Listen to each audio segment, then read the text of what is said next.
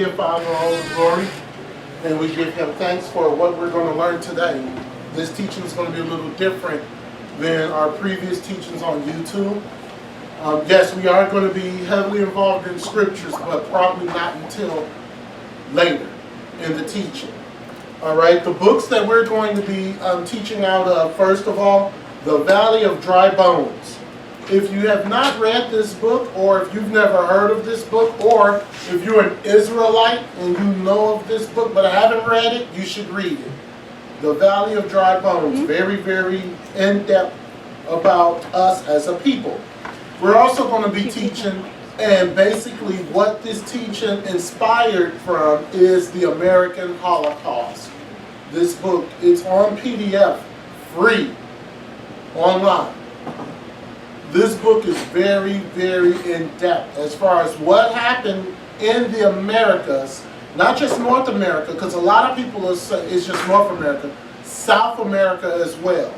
And what happened to these peoples and how they even, like, how did Mexicans even start speaking Spanish when they weren't speaking Spanish prior to the conquistadors coming? All right?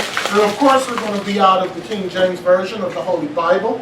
So I give Father all the glory and praise for this teaching and what he's going to do. This teaching is not taught in mainstream. It's not taught with camps or anything like that. Because, I don't know why. But we're going to learn about the American Holocaust.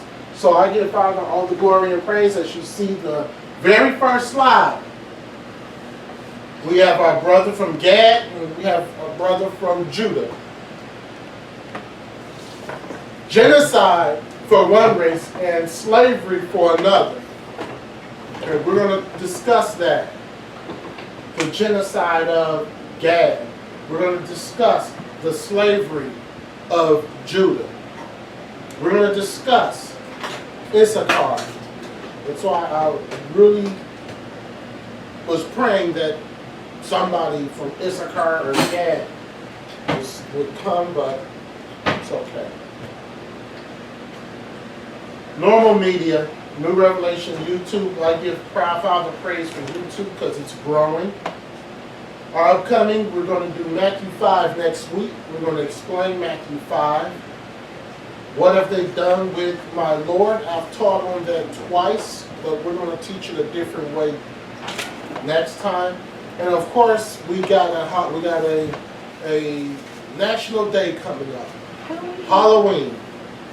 October 31st. We're probably going to do that teaching before October 31st to get you an idea. You probably already know about Halloween and how wicked and evil it is, but we're going to go in depth on that.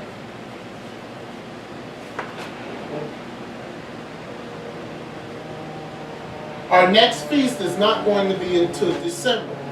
It's called the Feast of Dedication / Lights. Yay! That's in December. That's not a solemn feast like the ones in September. That's a joyful feast. Okay? So that'll be, even though you're probably thinking, well, I've never had a joyful teaching since I've been here. I have. Yeah, you have. You just don't realize it. All right, first scripture, 1 John 1 and 9. Let's read it. If we confess our sins, he is faithful and just to forgive us our sins and to cleanse us from all unrighteousness. So our sins, if we confess our sins to one another, the Most High is faithful to forgive them. If I have animosity towards anyone and I say, hey, you know what?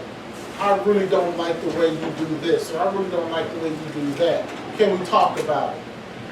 That's a sin in me, not to like what somebody is doing. Confessing it, and that person, who knows? Maybe they don't know what they're doing. Maybe they have no clue. But confessing it, getting it out in the air, you have to get your, whatever sins you're going through, you have to put them out in the air. Because I'm telling you, Satan, as we're going to learn today, will take a little leaven and destroy your life. Period. Okay? And this is what happened to us. that little leaven, when we started saying, oh, we need judges, oh, we need kings, when we started looking at other nations, when the Most High said that I'm your king, I'm your judge, and we said, well, that ain't good enough. We need a physical judge down here. Or we need a physical king down here. That's when we fail. The captivity that happened in the Bible, it just didn't start with Assyria. We were in captivity at least 9 times in the book of Judges alone. That was before Assyria. Okay? Let's get to the teaching. Who knows? Who is this person? Anybody know who Harriet Jacobs is?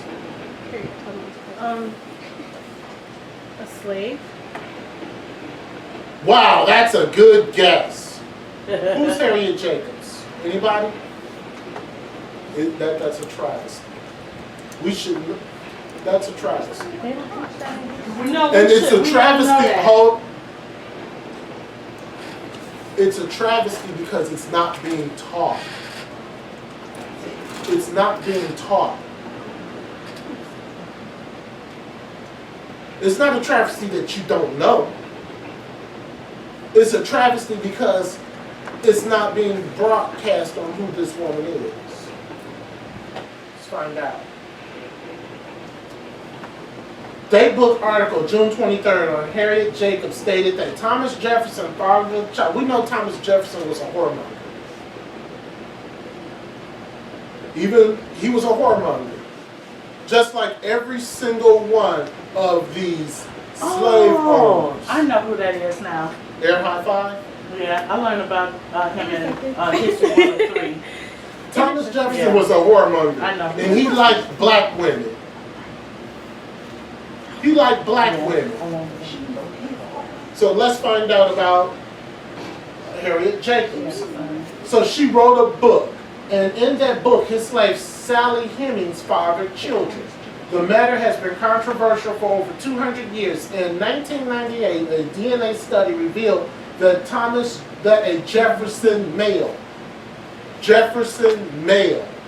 likely fathered Hemings' youngest child, Eston Hemings, but that the father was not necessarily the former president, wasn't really Thomas Jefferson. So they're trying to spin it where Thomas Jefferson would never sleep with black women. When in fact, Thomas Jefferson slept with black women on numerous occasions. Just like all the rest of them.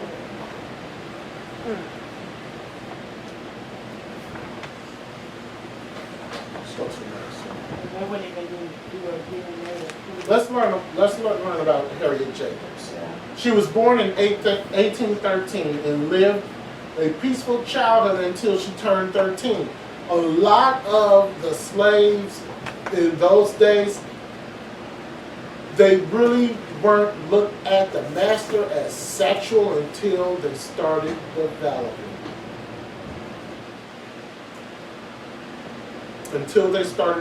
So imagine you were 11 and you start developing. And everybody knows what I mean when I say developing, right? Puberty. Yes. Starts developing. And that's when the slave master starts to look at it.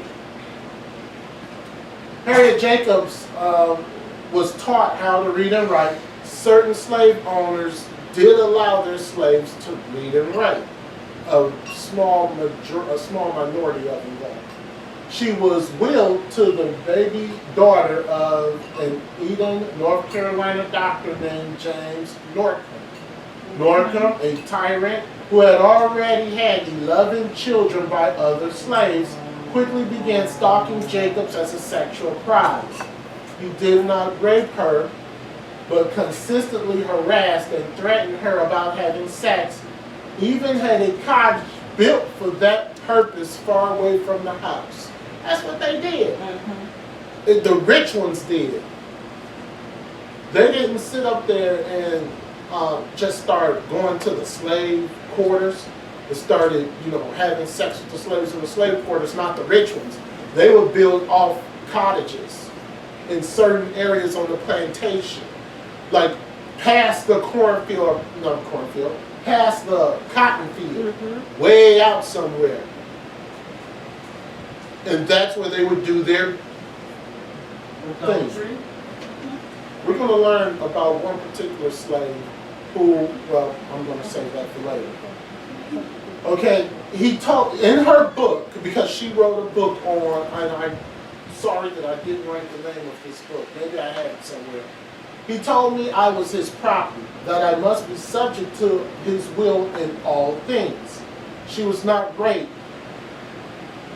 That she was not raped was unusual, given that slave masters either bribed their slaves with extra rations or better treatment of their children, or beat and starved them into submission.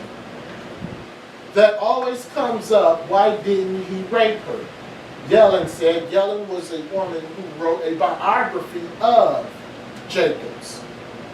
I am told that there are men who want acquiescence, but it's not the same issue. It's that she resisted and defied him. I'm going to show you a news article about her as a runaway. To escape Norcom, Jacobs ironically used her sexuality to find a protector in a white lawyer with a high social standing whom she had 2 children by. That's not unusual back in those days. And that's why our black women are the way they are. Whorish. No, not whorish. It's because they had to use what they had to use in order to get away. Or to make their lives better. So they had to use what they got to get what they want. Yeah. At 15, she was no fool. She chose the lesser of the 2 evils. Yet she was later haunted by her choice. Years later, it pained her to reveal her story to an activist friend. Determined in her words to try and be useful in some way, however, Jacobs wrote a book using the pseudonym. Still pursued, and we know a pseudonym is a different name. A false name. It's a false name. Still pursued by the doctor who remained her owner, Jacobs hid in a tiny crawl space with her grandma in her grandmother's attic until 7 years before escaping north. We remembering this now? She was in the attic for 7 years. Oh, I know who she is now. Yeah, because we actually got it on Video. we got that remember, because I had to get it for Yeah. Right.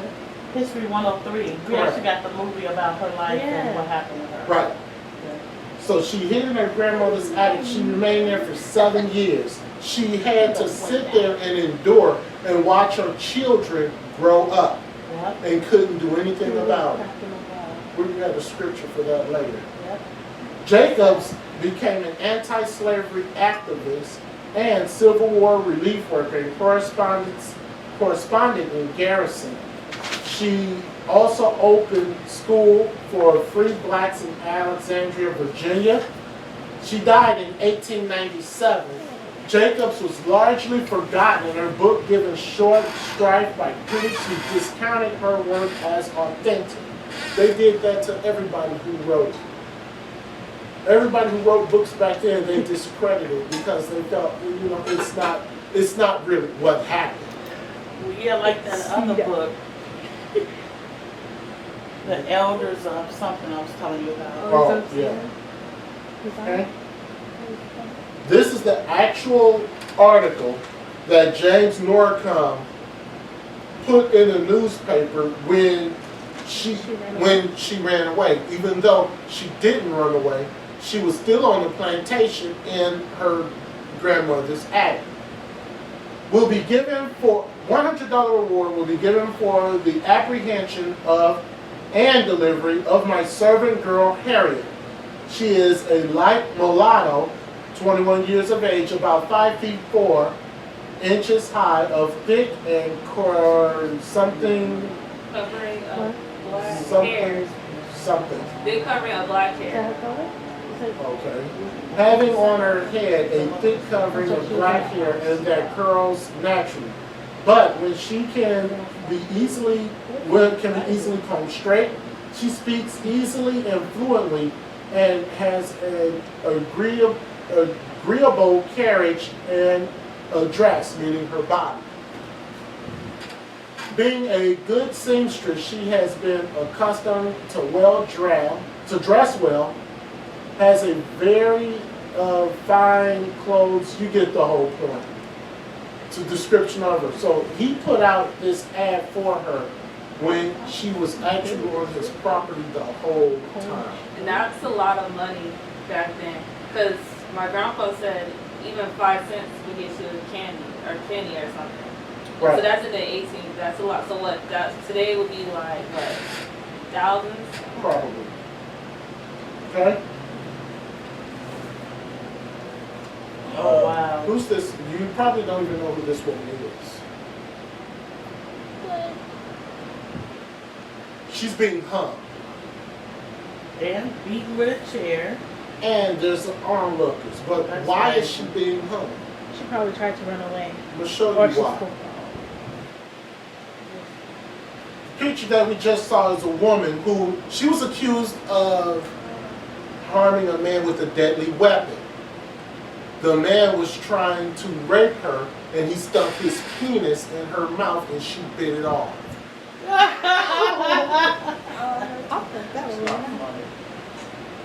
Nobody said it. So she was being accused of being charged. She was being charged with assault with a deadly weapon. And this is what she got.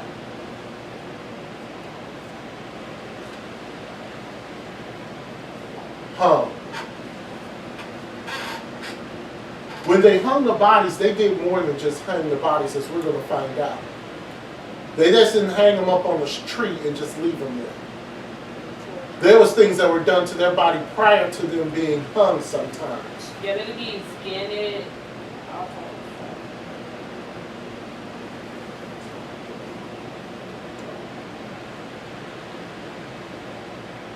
This is a news article. Joseph Abrams, a Jewish businessman of Charleston, South Carolina, placed this advertisement in the Gazette of State of South Carolina. Runaway from the subscriber, a young Negro fellow named Brutus. This country born, about 18 years old, he had on when he went away and something shirt, brown Houston breeches, and whatever coatee with red cuffs and a collar. He was formerly the property of the estate of Mr. Stan Wire, whatever. He has a mother in Dorchester. Whomever takes up this said Negro and delivers him to me shall receive a reward of $100 and your charges paid. Meaning your expenses paid on grabbing this Negro and bringing him to the master. Yeah, they actually looked at us as their property, and they actually had insurance on us. Hey, we're going to see a grocery list later on. Yeah, they had insurance on us. That's sad. All right, section 1. It used to make me mad. Let's learn about the Arab slave trade, which is never talked about, which is never taught in history or schools at all. And it's funny because my grandfather, even though he was a warlock, he had a ton of history books. And I remember reading all this stuff when I was little to escape from, I'm reading about this stuff to escape from my childhood. That's kind of ironic. I remember reading this stuff and it didn't quite click until we started getting into the truth. Then all this stuff started to click and it was overwhelming. But let's learn about the Arab slave trade. Okay? I want to say something, well, you'll see later on. African Americans have contended for decades with rage born of remembrance and resentment, fermenting by the pigment images of Africans captured, bound, sent to the hordes of slavery. Some have been driven to travel to kind of Africa, to stand on the shores of West Africa, to view the places where the degradation of the people began. What good is that going to do? It's not going to do you any good to go over there to Africa, to stand on the shores where the people were, taken. Maybe it'll do something physically inside. Maybe it'll make you feel like you're closer to your relatives. But if you want to do that, why don't you just open up the Bible and go to Deuteronomy 28 or Leviticus 26 or Isaiah chapter 1 through 3. At these places, the grandchildren of ancient slaves, survivors of a Holocaust, wrestle with a terrible mixture of emotions, passions, produced by realization that the forts before them housed their African ancestors in their last days of freedom before being delivered in the hands of grand masters.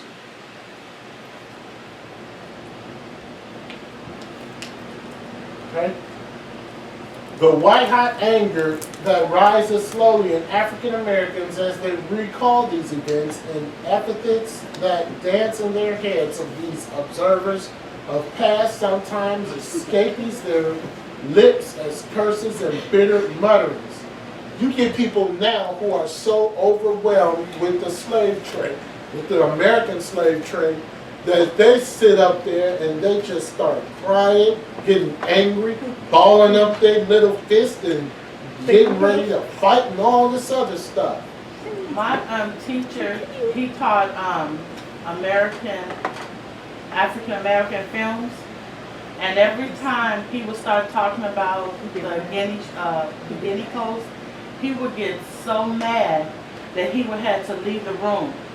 Now, he didn't learn any of this in college. After he graduated, he started learning it on his own. So he started teaching it when he became a professor. He has been teaching this for at least 10 years. And 10 years later, I'm telling you, he still get mad as if it happened just like it was going like yesterday. He would get red, get mad, and he would storm out the room. He would be cursing. He would just get crazy. You met him, Yeah. Dr. Andrews. And then with Linda, another professor, her father was part of, remember when they freed the slaves? And they were still capturing the slaves and making them work?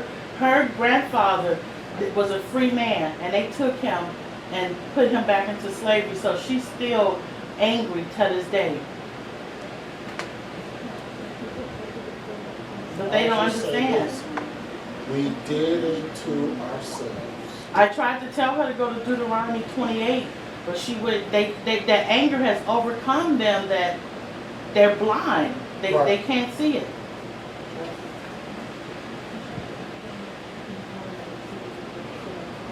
Let's learn about the Arab slave trade. The enslavement of Africans has existed in Mauritania for many centuries. It is a country that joins the descendants of the mixed Arabs and Berbers in the north, known as the Beodanes, because of the European imperial influence, now call themselves so-called white men. This is northern Africa. And the African ethnic communities living in the south. Africans, mostly sedentary farmers, consisted of the Tukular, the Fulani, and the Wolof tribes, were brought north after being captured by raiding Arab Berber tribes. So you have these tribes in Central Africa, and the northern part of Africa, which is part of Bible prophecy, came and took them into slavery. So this is the Arab slave trade. So when they talk about the different tribes of Africa, those are the Hamites, right? It depends on where they're at. When it talks about tribes, most of them are in Central, which is Judah. So Judah started naming themselves different tribes. Correct. Like that, yeah. Correct. Okay. Same thing. Okay. More than 1 million descendants of Africans conquered by the Arabs during the 12th century are still thought to be living as old-fashioned cattle slaves in Mauritania. And they are still doing it today. Well, as of 2001. Still doing it. Still considered slaves. You know, some of those countries over there in Africa, in different places, they actually do still have slaves. I have saw a documentary on it, and the people are still slaves. Let's go into it. U.S. State Department in 2001 estimated that 90,000 Africans still live as the property of the Berbers. Yeah. And that's a conservative estimate. This is by some guy named Dr. Jacobs, and this is out of Newsweek in 2001. Still slaves over there. And that's a conservative estimate. Dr. Jacobs put the actual figure close to 300,000 people are still in slavery as property today. Okay, so there's no such thing. Well, there's no more slavery. Yeah, it is. It's still going on. In addition, Newsweek states that aside from the shanty towns of the strip along the Senegal River, virtually all Africans are slaves, and they are more than half the population. Yeah. Slavery is still going on today. Okay?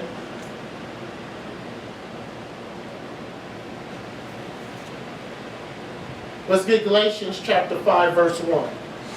Stand fast, therefore, in the liberty wherewith Christ hath made us free, and be not entangled again with the yoke of bondage. We are to be free. When we're in Christ, we are free. Not to be entangled in the slave of bondage, no matter what's going on with America, North, South, Africa, wherever you are. When you're in Christ, you're free. No matter what the world powers try to say or try to do to you. Okay?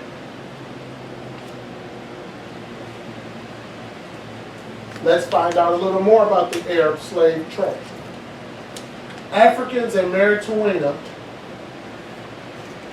were converted to Islam more than 100 years ago, says Mohammed Athia, executive director of the American Anti-Slavery Group. The Quran forbids the enslavement of fellow Muslims, but in this country, race outranks religious doctrine. Though they are Muslims, these people are cattle used for labor, sex, and breeding. Okay? Relying on the fact that Islam recognizes the practice of slavery, they have misinterpreted to justify current practices. In truth, Islam only permits treating as slaves non-Islamic captives caught after the holy wars on condition that they are released as soon as they convert to Islam. So that's bondage. That's total bondage. Okay? Successive regimes outlawed slavery in 1905 and independence in 1960, and most recently in 1980. These edicts were only lip service and window dressing. The proof is that since independence, all economic and political power has remained firmly by the hands of the Beduins. So these people are still having slaves and still treating these people as property. I'm going to show you something. Sudan. Ham, right? The Ham government never passed any laws preventing punishment for enslaving indigenous Africans and never bothered to tell many of the slaves about the emancipation. And this is, Sudan is Ham. Yes. And this is going on with Bible prophecy that Ham continues to keep Shem in bondage. Even today. So how can people say we're African American? We're Right. neither one. Correct. Because we're no kin to America's Van Fiji. So why are we saying we're American and we're not African? So Correct. So the jury has said that slavery is not wrong on religious grounds, but that outlawing it would be within the government's competence, providing that the owners were compensated for the manumission of slaves. Nobody has ever applied for that compensation. Of course not. They want to keep their slaves. This is still going on today, people. yeah. The Arab slave trade, which one? This board right here is still going on today from 1200 AD. Wow. For some reason, I thought these things had ended. I knew that now, the American slave trade. I know we're still in that, but I thought those other ones was No, it's still over going on now. Yeah, because I've seen this video. It showed how like it was like the Arabics. They made this guy denounce Christ, and then they cut off his head. wow. So these African slaves in Meriton are subject to mental and emotional torments that have always been connotated with slavery. Routine punishments for the slightest fault included beatings, denial of food, and prolonged exposure to the sun with hands and feet tied together. Serious infringements of the master's rule would mean prolonged tortures documented in a report by Africa Watch, which is a newsletter. This is still going on today, and I'm going to show you. And this is why, how dare you sit up here and continue to live in your sin and your wickedness when people are going through this. Number one, the camel treatment. Let's find out what the camel treatment is. And let's see if you would like to have this done to you because you're angry or you're holding offense to anybody. A person is wrapped around the belly of a dehydrated camel and tied there. The camel is given water and drinks until its belly expands enough to tear apart the person. Wow. That's just wicked. What? Who think of something like that? So they dehydrate a camel on purpose. Then they tie you to the belly of this camel. You're tied up to this dehydrated camel. Then they let the camel drink, and the camels drink a lot. Till the belly expands, and while the belly is expanding, you're being torn apart. Slow down. That's brutally murder. Wow. This is going on today. This is from an African newspaper from just a couple years ago. I'm going to show you something else. Let's go to number 2. This is being done to Us, our people. Wow. by hand. Wow. Number 2, the insect treatment, where insects are put in his ears. Oh no. The ears are then waxed shut, the arms and legs are bound. The person goes insane from the bugs running around in his head. Oh no. You want to continue living in your sin while our people are still being tortured today. Wow. Imagine that. Imagine them putting crickets in your head and then waxing it shut so that the crickets can't come out. And you can't get to the wax because they bound you up. That is just wicked. Let's see another one. The burning coals, where the victim is seated flat, his legs spread out, then he is buried in the sand up to his waist until he can't move. Coals are placed in between his legs and burnt slowly. After a while, the legs, thighs, and sacks of the victim are burnt.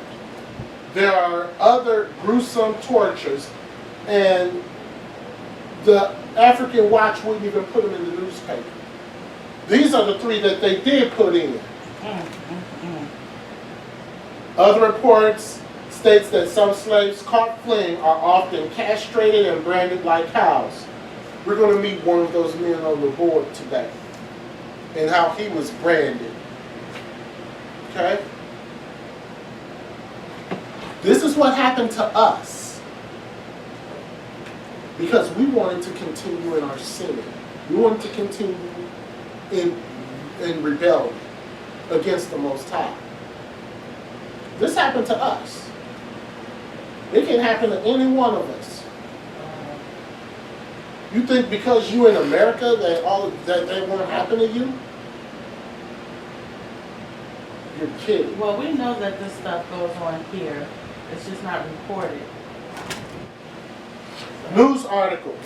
Simon Abrams of Richmond, Virginia was fined $3.33 in 1834 for allowing a hired slave to go at large contrary to the Act of Assembly.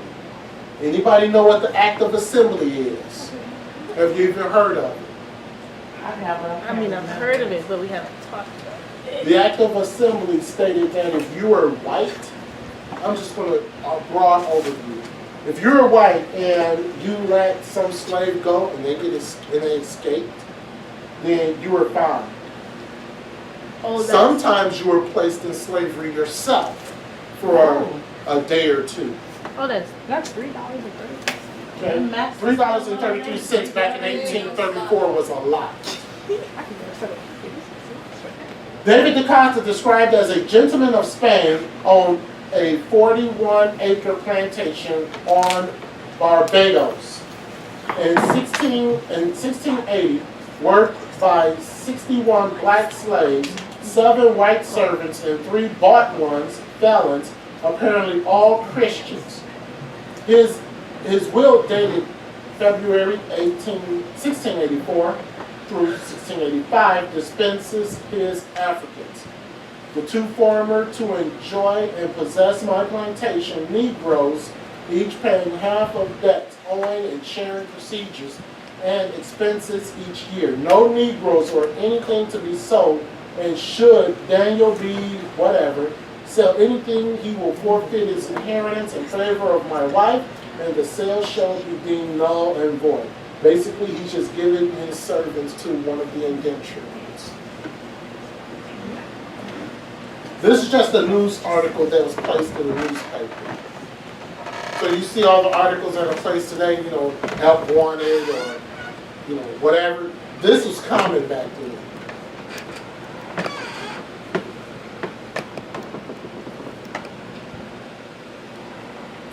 Let's get Psalms 55:11.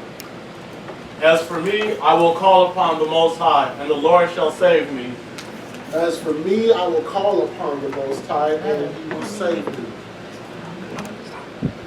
There's an if to that. If you are serving him. If you're not serving him,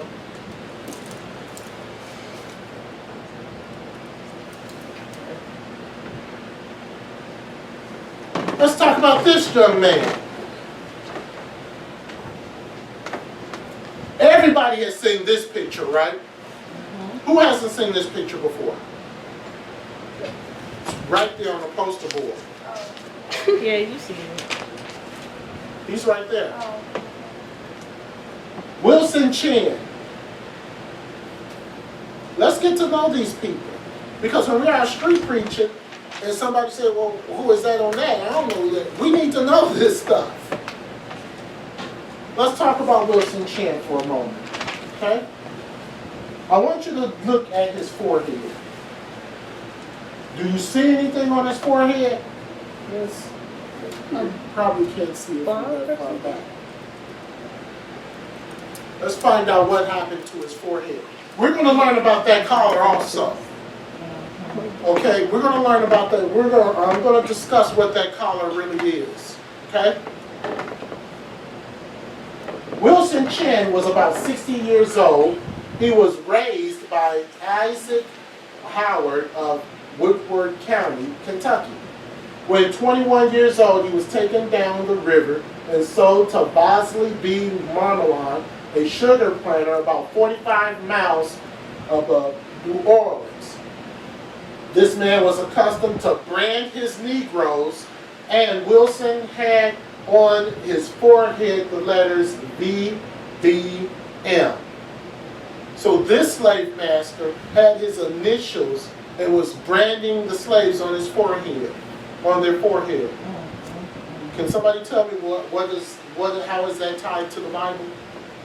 Oh, in the Bible it says that they'll be. Come on, speak up. Who said it? Mark of the beast. Not only that, the Most High said His name will be on our Forehead. forehead. Correct. So, of the 210 slaves on this plantation, 105 left at one time and came into the Union camp. 30 of them had been branded like cattle with a hot iron. Four of them on the forehead and others on the breast or arm. So we know that, I mean, you should know that when the slaves were bought, a lot of them were branded like cattle. Okay, we all know that, right? Yeah, I didn't know it was on the forehead though. No, I didn't know it was on the forehead either. But it is, that's kind of painful. Yeah. It's painful to get it on your arm or any place else, but on the forehead. Let's learn about the devices of torture that they used. Why am I doing this teaching? Number one, we need to know where we come from. That's number one. Number two, we need to know why we should not be living in active sin. What goes around comes around. Let's talk about the devices. Here's one. It's called the cotton screw. Some of these devices you probably never even heard of or never even saw. That's because they don't teach this stuff.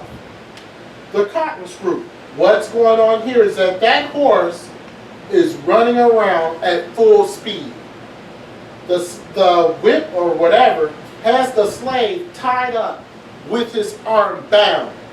He's not clothed, by the way. He's going to be naked. And as that horse is running, that thing is spinning. They are whipping him as he goes around. As he goes around. Won't that like dislocate your shoulders? Yeah, it'll dislocate your shoulders. Yes, it would. And they would do that until that, whatever that chain is, until that horse, that chain breaks. And that person goes flying. Because a horse running at full speed is pretty strong. The person probably weighs, 100 some odd pounds? Slaves weren't overweight back then. That's what the cotton screw is. An evil device that they used. Let's find out about some more, okay? Here's one, the thumb screw. Let's find out what the thumb screw did. And you're living in rebellion and sin. These people, they probably didn't say, thank you, NASA. And this is what they got. We can't even speak to each other right. But if they look cockeyed, this is what they got.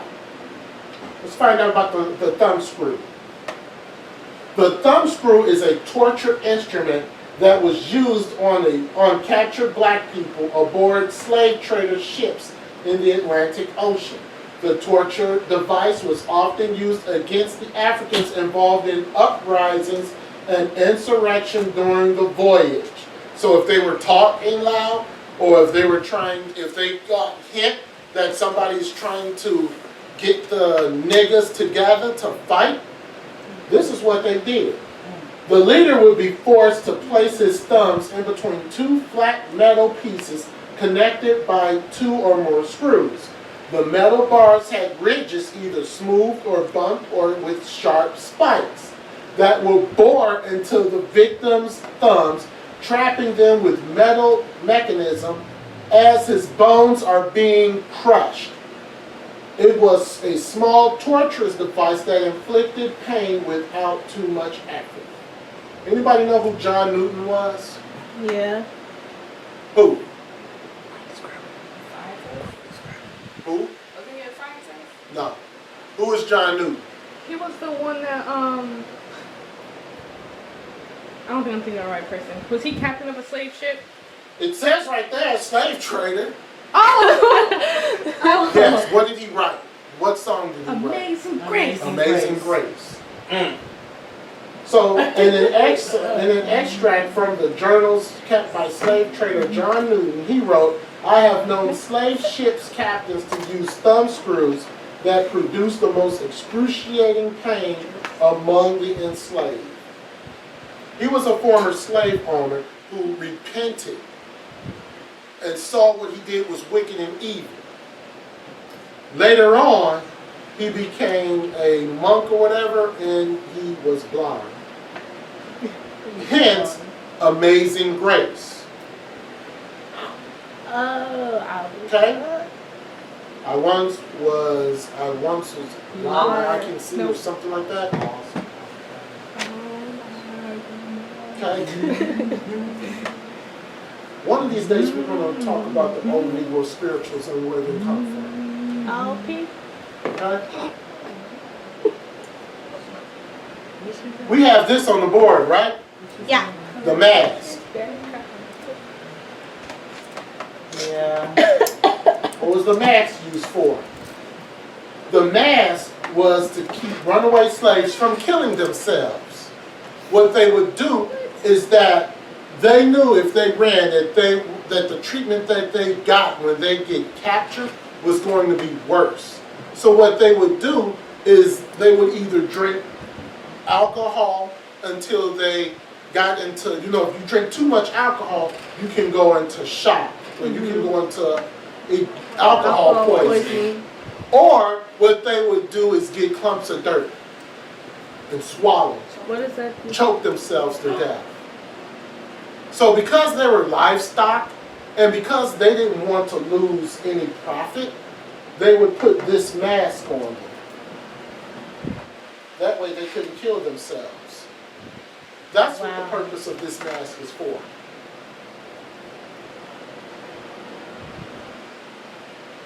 Let's go to a next one. The neck collar. Oh, no, this one. We saw this earlier with, I forgot the slave name already. That's a shame. Wilson. Yeah. We saw that earlier, that big neck collar. Let's find out what it was. The neck collar was placed around the necks of slaves and were very hairy. This was one for rebellious slaves, not for the ones who were escaping. These are for the ones who were rebellious. So imagine if you were rebellion back then. This thing was so heavy, it took an hour for the people to put it on. That's how heavy it was. So if you look at that picture, it's amazing that he's standing straight up. He has to be pretty strong, because that thing was very, very heavy. And they would put that collar on because of slaves who were rebellious, or slaves who didn't produce like they were supposed to.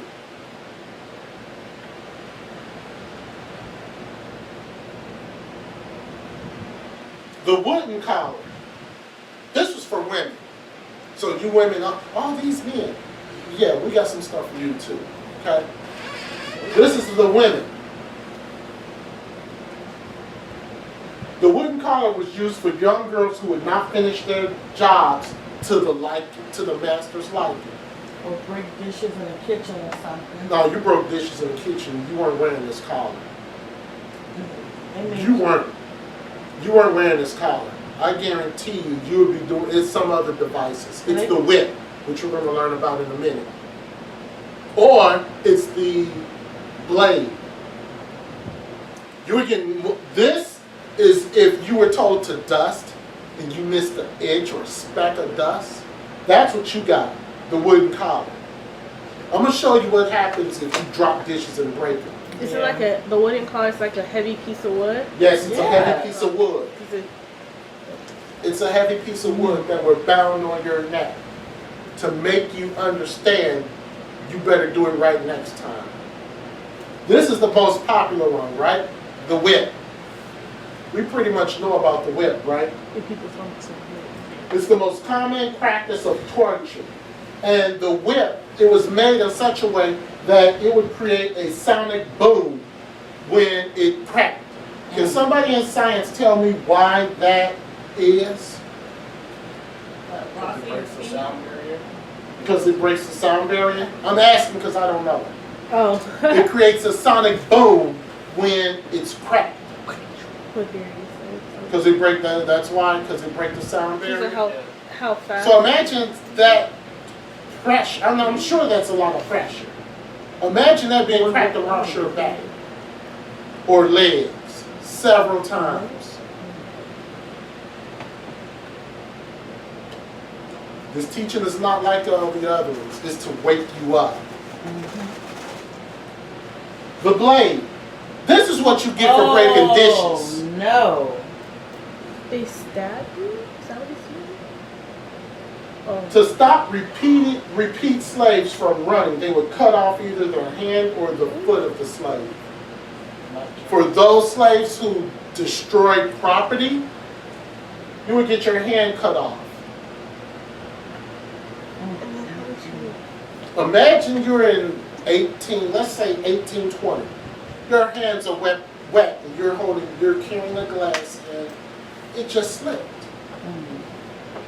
The missus really didn't like you anyway because master is always looking at your behind. So she tells him, cut off her hand. He has no choice but to cut off your hand. You're living pampered lives right now. So you think. Here's another one. Hanging or the rope. Now, not lynching. We haven't got to lynching yet. Let's find out about what they did with this one. An incision was made in the victim's ribs and a hook was placed in the hole.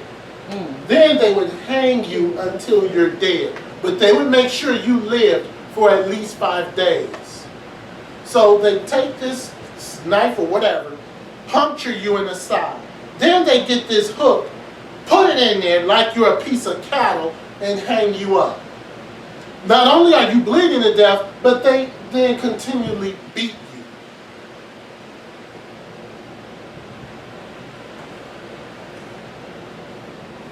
See why this is not taught in school? But they want to teach gay pride. They want to teach homosexuality. They want to teach that it's okay to lay with a man and you're a man, or to lay with a woman and you're a woman. To keep us ignorant and dumbed down.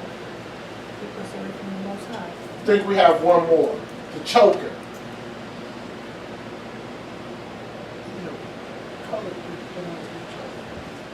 Because they didn't do it. They made our people do it to each other.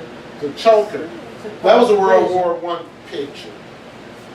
It's used when a slave was too mouthy or when he didn't call his master master.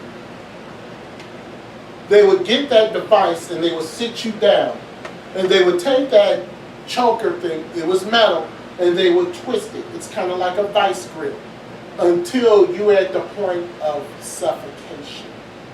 But you wouldn't suffocate. And you would stay in that however long the master choose. They used that same device in World War I when they were interrogating spies. Kind of effective. All because you didn't say Yassa Massa. You just say Yassa. You're rebellion. None of y'all could have made it. With your attitudes right now, you all be dead. You all will be dead back then. Not with you all. I must put myself in it too. Every single one of us would be dead back then if we had the attitudes that we have right now. You wouldn't even make it. How do I know? Let's continue on. Here's an article. Jacob Bortz of Georgia, who is believed to be a Jewish, placed this ad in the Savannah, Georgia Gazette. Runaway from the subscriber in Goshen. A Negro fellow named Frank has some white spots on his legs, occasioned by birds. Wonder who did it. Had a jacket and trousers of blue Negro cloth, and took also with him check trousers. So I'm assuming checkered colored trousers. A reward of $10, I'm assuming, will be given on delivering him to Jacob Bortz. Okay? Just a news article, How did he know what he took with him? because that's all they had.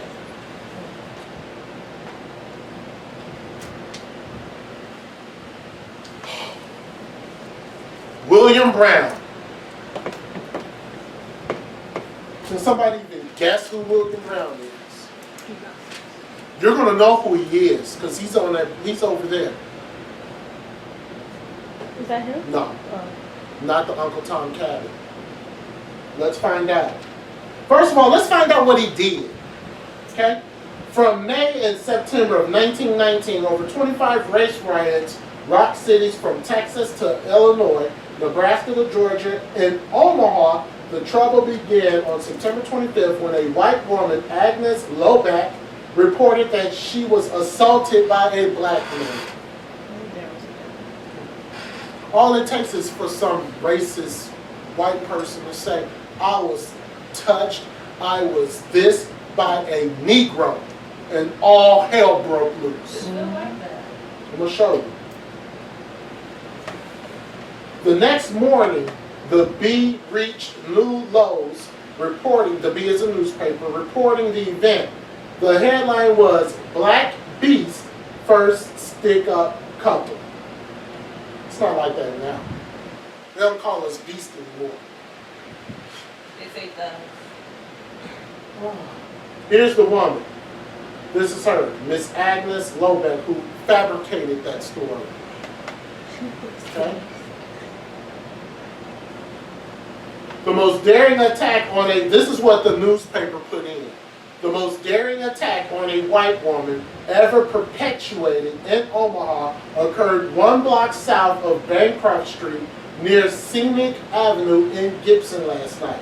Pretty little Agnes Loback was assaulted by an unidentified Negro at 12 o'clock last night while she was returning home in company with Millard Hoffman, a cripple. No. Okay, do you see this article? Do you see what's going on with this article? They said pretty Miss Agnes Loback and her husband, who could not defend her because he was a cripple.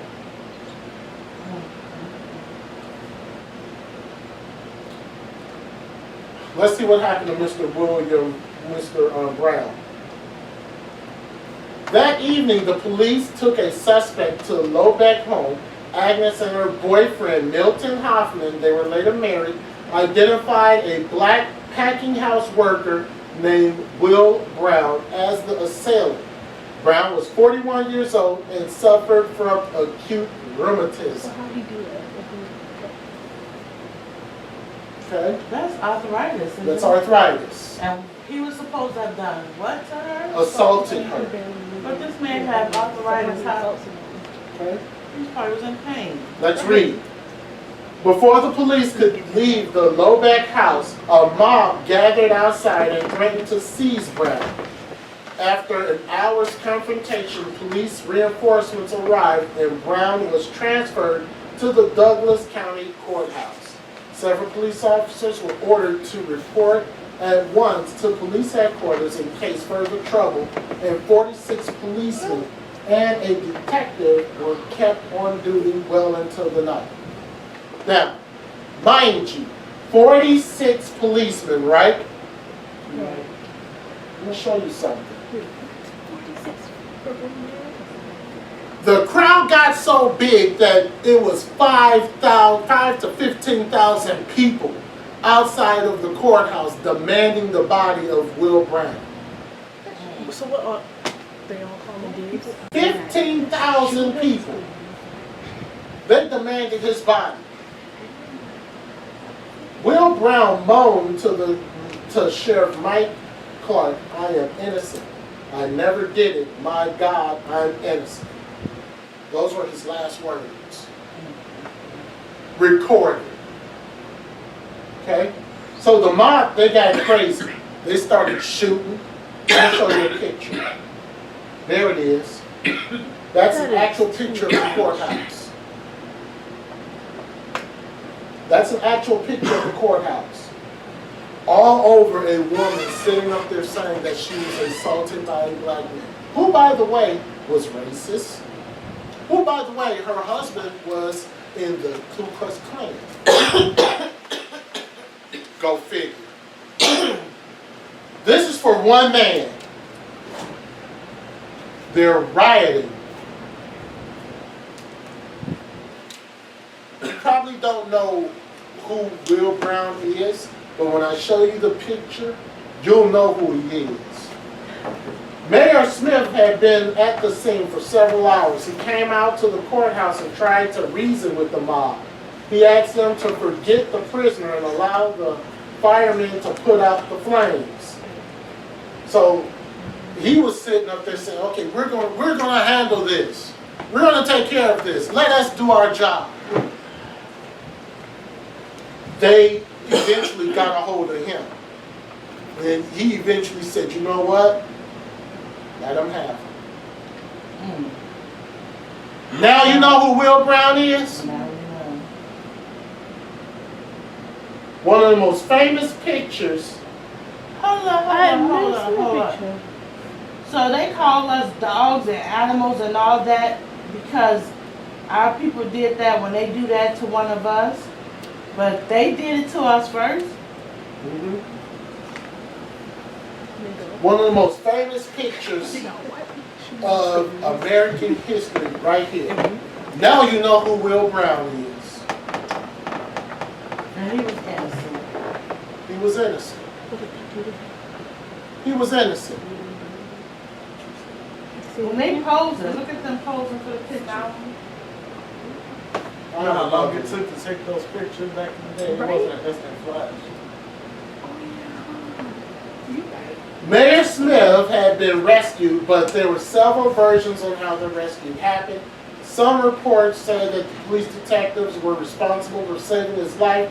Others give credit to some man named Russell Norgard. But let's find out what happened to Brown after he left the courthouse. Here's another picture. Oh, they let him go. What They was trying to hang They let him go. They did that on purpose. Yeah, they They did. knocked the mayor out and tried to hang him on the light pole. So here you go. Let's find out what happened. So Brown ended up in the hands of this crazed mob and was beaten into unconsciousness. His clothes was torn from his body. By the time he reached the door, he was dragged into a nearby lamp pole on the south side of the courthouse at 18th and Harney around 11 p.m. The crowd roared when they saw Brown. A rope was placed around his neck. Brown was hoisted in the air, his body spinning. They started shooting at his body. His body was then brought down, tied behind a car, towed to the intersection of 17th and Dodge. There, the body was burned by fuel taken from a red danger lamp and fire truck lanterns. Later, pieces of the rope was used to lynch his body again, and it was sold for 10 cents. Finally, Brown's charred body was dragged through the streets. Can you say overkill? Hatred. While he's in the air, they're just shooting. Fear, hatred. Burn him. Drag his body around.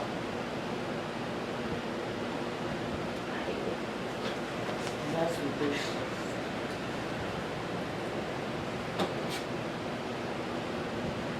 If you find something amusing, let me know. This is this is the picture when they hung him. When they hung him, those are his feet right there. He's They posing with it. Look at them in the back. smiling. Look at the children. They smile. That one right there smiling. That's his feet. This is immediately after they dragged him out the courthouse. Most of these call themselves Christians. See why we don't associate with Christians? They're worthless, heathens. It's another picture of his body. Is that man holding a gun? Probably unleashed the whole chamber on him. News article, Isaac Dylan of Charleston placed this advertisement in the South Carolina in the American Journal Gazette, January 19th, 1780. $500 reward. That's a lot of money. Runaway. Some time passed from the prescriber, a Negro boy named Harry, about 17 years of age, 5 feet 7 inches, round visage, had on when he went away a bath coating, closed, broidered coat, leather breeches, green cloth jacket, and breeches. He is very likely country-born fellow and speaks good English. The above reward will be paid on him being delivered to the warden of the workhouse or to me in Charleston. Now, if they catch him, he might as well, he's dead. Right. $500 for this slave, there's no telling what they're going to do to him when they catch him. Well, he must for that to happen as well. He had to be very valuable. He had to have some type of Talent or skills or something that they just absolutely couldn't do without. Average was $40 to $60 for a slave when they escaped. This 500, you had probably 1780. every bounty hunter looking That's a for. lot. maybe he knew something about the slave. Let's switch off of us for a second, and let's talk about our brother's dad. Let's switch off of us for a minute. Okay? He said this is the American Holocaust. So America is more than just black people. Okay?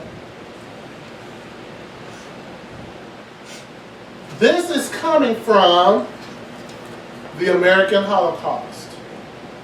Okay? The excerpts that we are about to read come from the American Holocaust. This book who gave the inspiration for this teaching. The testimony of Robert Bent. This is what they did to our brothers and sisters from Gad. After the firing, the warriors put the squaws. We know squaws are who? Women. Put the squaws and children together and surrounded them to protect them. I saw 5 squaws under a bank of shelter. When the troops came to them, they ran out and showed their persons to let the soldiers know they were squaws and begged for mercy. Now, when it says showed their persons, what do you think that means? They took their clothes off. Come on. They took their clothes off. They took their clothes off. Okay? But the soldiers shot them all. There were some 30 or 40 squaws collected in a hole for protection. They sent out a little girl about 6 years old with a white flag on a stick. She had not proceeded but 5 steps when she was shot and killed. All the squaws in that hole were afterwards killed, and 4 or 5 bucks outside. Bucks mean men. The squaws offered no resistance. Everyone I saw dead was scalped. I saw one squaw cut open with an unborn child, as I thought, lying by her side. Captain Soul, ain't that a name, afterwards told me that such was the fact. I saw quite a number of infants in arms killed with their mothers. This is what happened to Gad. There's more. I went over the ground soon after the battle, reported Ashbury Bird, a soldier with Company D for the 1st Colorado Cavalry. I should judge that there are about 400 to 500 Indians killed. Nearly all men, women, and children were scalped. I saw one woman whose privates had been mutilated. The bodies were horribly cut up. Skulls were broken in a good many. I judge they were broken in after they were killed, as they were shot besides. I do not think I saw any but what was scalped. Saw fingers cut off to take the rings off. Saw several bodies with privates cut off, women as well as men. Now why they cutting folks' privates off? That's hatred. Yeah. The next morning after the battle, Corporal Amos C. Mish something, I saw a little boy covered among the Indians in a trench, still alive. I saw a major of the 3rd Regiment take out his pistol and blow off the top of his head. I saw some men unjoining fingers to get rings off, cutting off the ears to get the silver ornaments. I saw a party of the same major take up bodies that had been buried in the night to scalp them and take off ornaments. I saw a squaw with her head smashed before she was killed. This is what the U.S. Cavalry did. That's why Yeshaya said he's going to bash their children against the rock. Next morning, after they were dead and stiff, these men pulled out the bodies of the squaws and pulled them to an open in an indecent manner. So you can imagine what they were doing. I heard the men say that they had cut out the privates but did not see it myself. You can imagine what they were doing. We're going to talk about one of those pictures over there in a moment. Okay? You can imagine what they were doing, spreading women open. So they was raping children, they was doing everything.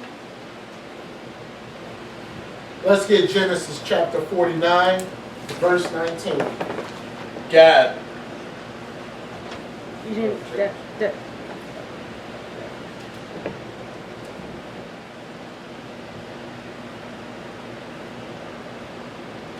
Gad, a troop shall overcome him, but he shall overcome at the last. The new troop we already know is the U.S. Cavalry. Shall overcome him. But he shall overcome in the last. Meaning, when we did the teaching on Gad, the last days, Gad's going to overcome, just like we all are going to overcome. For those who serve the Most High. I saw some Indians that had been scalped and the ears were cut off the body of White Antelope. White Antelope was the tribal leader. One Indian who had been scalped had also his skull smashed in. And I heard the privates of White Antelope had been cut off to make a tobacco bag out of it. Wow. I had heard some of the men say that the privates of one of the squaws had been cut out and put on a stick. I don't understand that one bit. What is the point? For what? For say it God again? said perversion. That's past. Andrew Jackson. You all know who he is, right? Yeah. President. Yeah. From this precipice of non-existence, the Cherokees slowly struggled back. But as they did, more and more white settlers moving into and onto their lands. And have you ever heard of the Trail of Tears? Yep. That was the Cherokee Indians. If you've never heard of the Trail of Tears, look it up. That was the Cherokee Indians. 1828, Andrew Jackson was elected president. The same Andrew Jackson who once had written that of the whole Cherokee nation ought to be scourged. The same Andrew Jackson who had led against peaceful Indian encampments called the Indians old savages, old savage dogs, old boasting that all have all the occasion preserved the scalps of my kill. Oh, the same Andrew Jackson who had supervised the mutilation of 800 or so Creek Indian corpses, bodies of men, women, and children that he and his men had massacred, cutting off their noses to count and preserve a record of the dead. The same Andrew Jackson who, after his presidency was over, was still recommending that American troops find the Indians and kill them.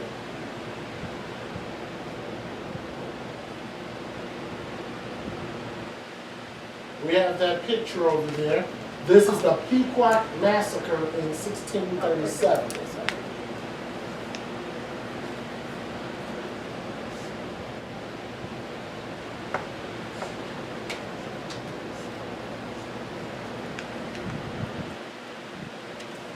Good?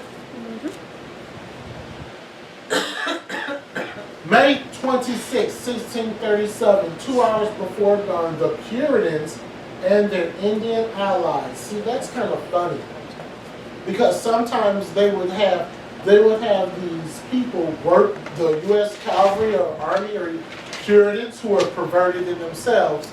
They would have these Indians that would help them, and then later on they'll kill them too. They marched to the Pequot village at Mystic, slaughtering all but a handful of its inhabitants. On June 5th, Captain Mason attacked another Pequot village, this one present-day Stonington, and again the Indian inhabitants were defeated and massacred. On July 28th, a third attack and massacre occurred, present-day Fairfield, and the Pequot War came to an end. Most of the surviving Pequot were sold into slavery, and throughout a handful escaped to join other southern New England tribes. Why did they? Yes. So, is it true what they say about this? Like in schools, they teach that there was an Indian from the Pequot tribe who sided with the Puritans and taught them about the Pequots, and then he went with the Puritans to destroy them. That's true? It's true. Okay, he was Squanto. Mm-hmm. Wonderful, because we're going to talk about him not next. But we're going to talk about First Chronicle chapter 12, verse 8. And let's read it. And of the Gadites, there separated themselves unto David into the whole to the wilderness men of might, and men of war fit for the battle, that could handle shield and buckler, whose faces were like the faces of lions, and were as swift as the roes upon the mountains. So the U.S. cavalry and the Puritans, they knew that Gad was strong and mighty and powerful. That's why they cheated in their battles. So they had to use other ways to try to succumb Gad. They used their like teeth. Just like they're doing us now. Well, they used Gad to help defeat the British. That was one of the main reasons why they defeated Yeah, the but British. they also told God that they would give them freedom if they sided with them. Yeah. Wonderful point. Sitting White men tell the children that their ancestors settled here, when the truth is they invaded us, they murdered us, and they raped us until we were barely existing. Happy Thanksgiving. This is why we don't do Thanksgiving. Period.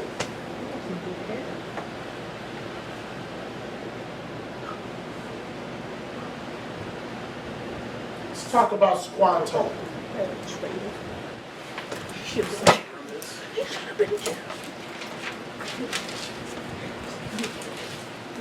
Captain Miles Standish, the leader of the Pilgrims, invaded Squanto. Samoset Masioy, the leader of the Wampanoags, and their immediate families to join them for a celebration. But they had no idea how big Indian families could be. As the Thanksgiving feast began, the Pilgrims were overwhelmed at the large turnout of 90 relatives that Squanto and Samoset brought with them. Wow. The Pilgrims were not prepared to feed the gathering of people that large for 3 days.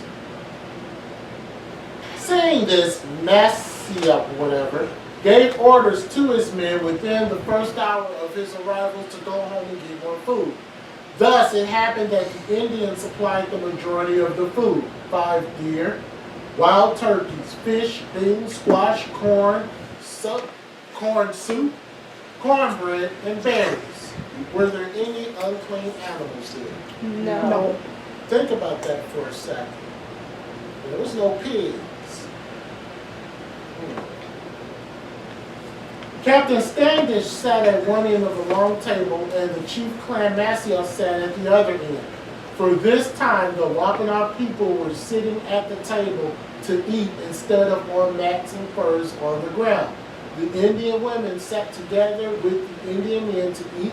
The Pilgrim women, however, stood quietly behind the table and waited until after their men had eaten, since it was their custom.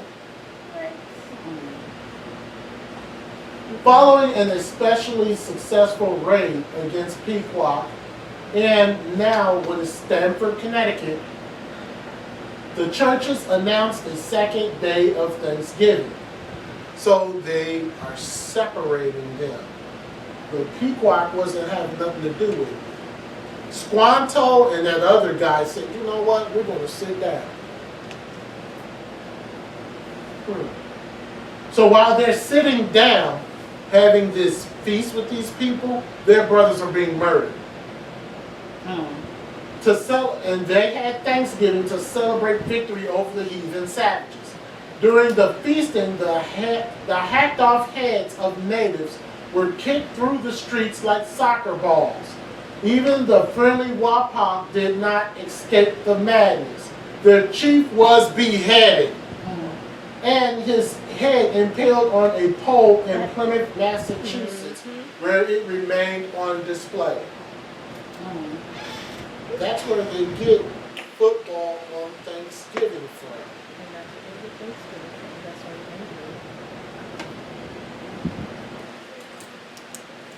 The biggest genocide in American history didn't occur in Nazi Germany, but on American soil, where 100 million were slaughtered.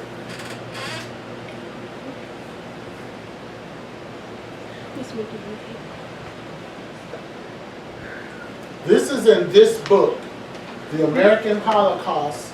This is part of chapter 4. When the first 104 settlers arrived in Jamestown in April of 1607, the number of Indians under Potawatomi control were probably upwards of about 14,000. Powhatans. Okay. A fraction of what had been just a few decades earlier, because of English, French, and Spanish depredations and disease estimated the region's native population prior to contact extended upwards of about 100,000 people. By the 17th century had passed, those 104 settlers had grown to more than 60,000 English men and women, harvesting Virginia's bounty, while the Potawatomi people had been reduced to maybe 600. They went from having of about 100,000 people to 600. 40 or more than 95% of the Potawatomi people had been exterminated, beginning the population base in 1607 that had already been drastically reduced, perhaps by 75%. Mm.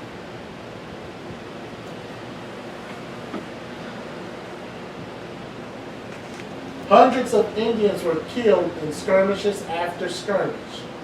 Other hundreds were killed in successful plots of mass poisoning. They were hunted down by dogs, bloodhounds to draw after them, and mastiffs to seize them. We all know how big mastiffs are, right? Yeah, they're like horses. Mastiffs are huge. Yeah. So they would use the bloodhounds to seek them out. Then the mastiffs, once they were running out, the mastiffs would be there to devour them. Their canoes and fishing weirs were smashed, and villages and agricultural fields burned to the ground. Indian peace offers were given by the English only until their prisoners were returned. Then, having lulled the natives into false security, the colonists continued to attack them and kill them. Some of them were captured into slavery and shipped off to Europe.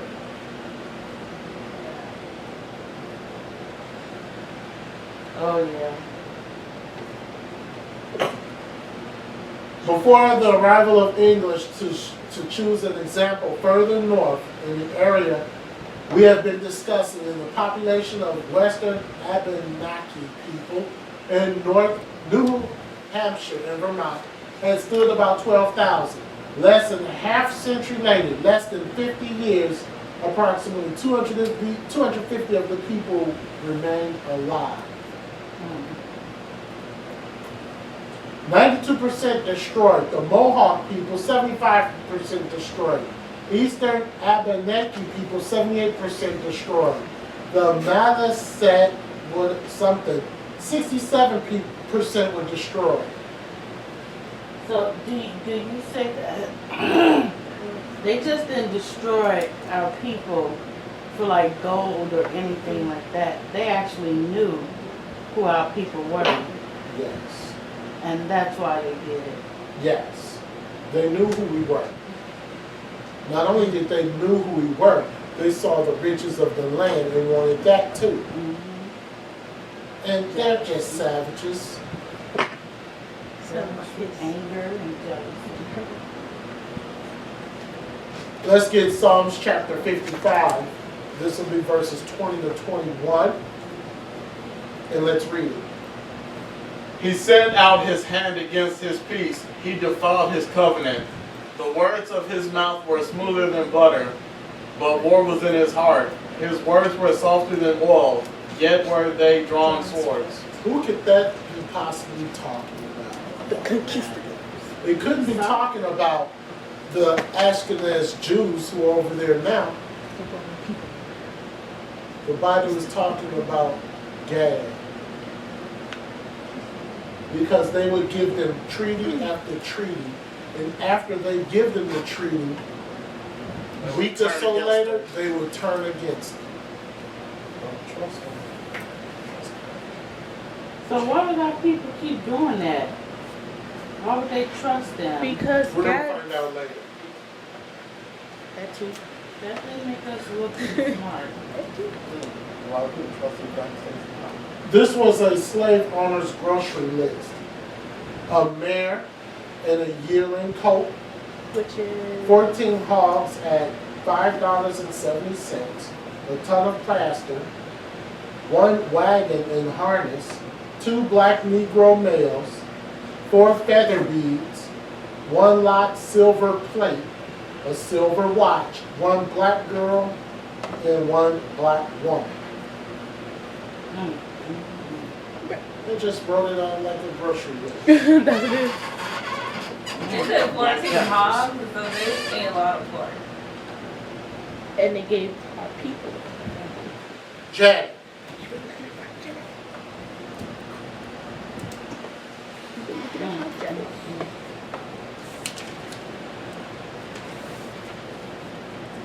Still bread like that.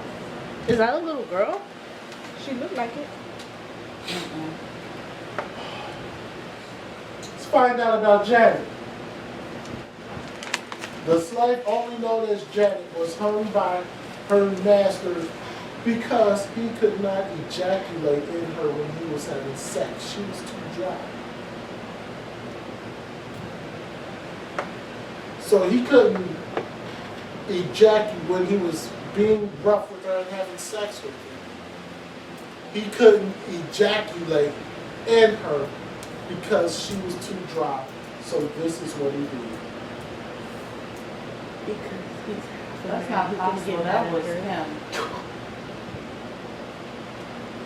That was all him.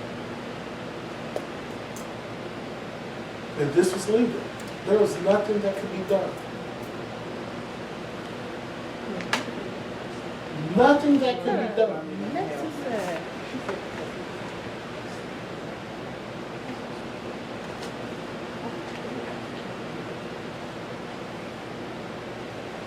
Nothing that could be done about this. I'm sure that slave master is burning in hell right now. Nothing could be done.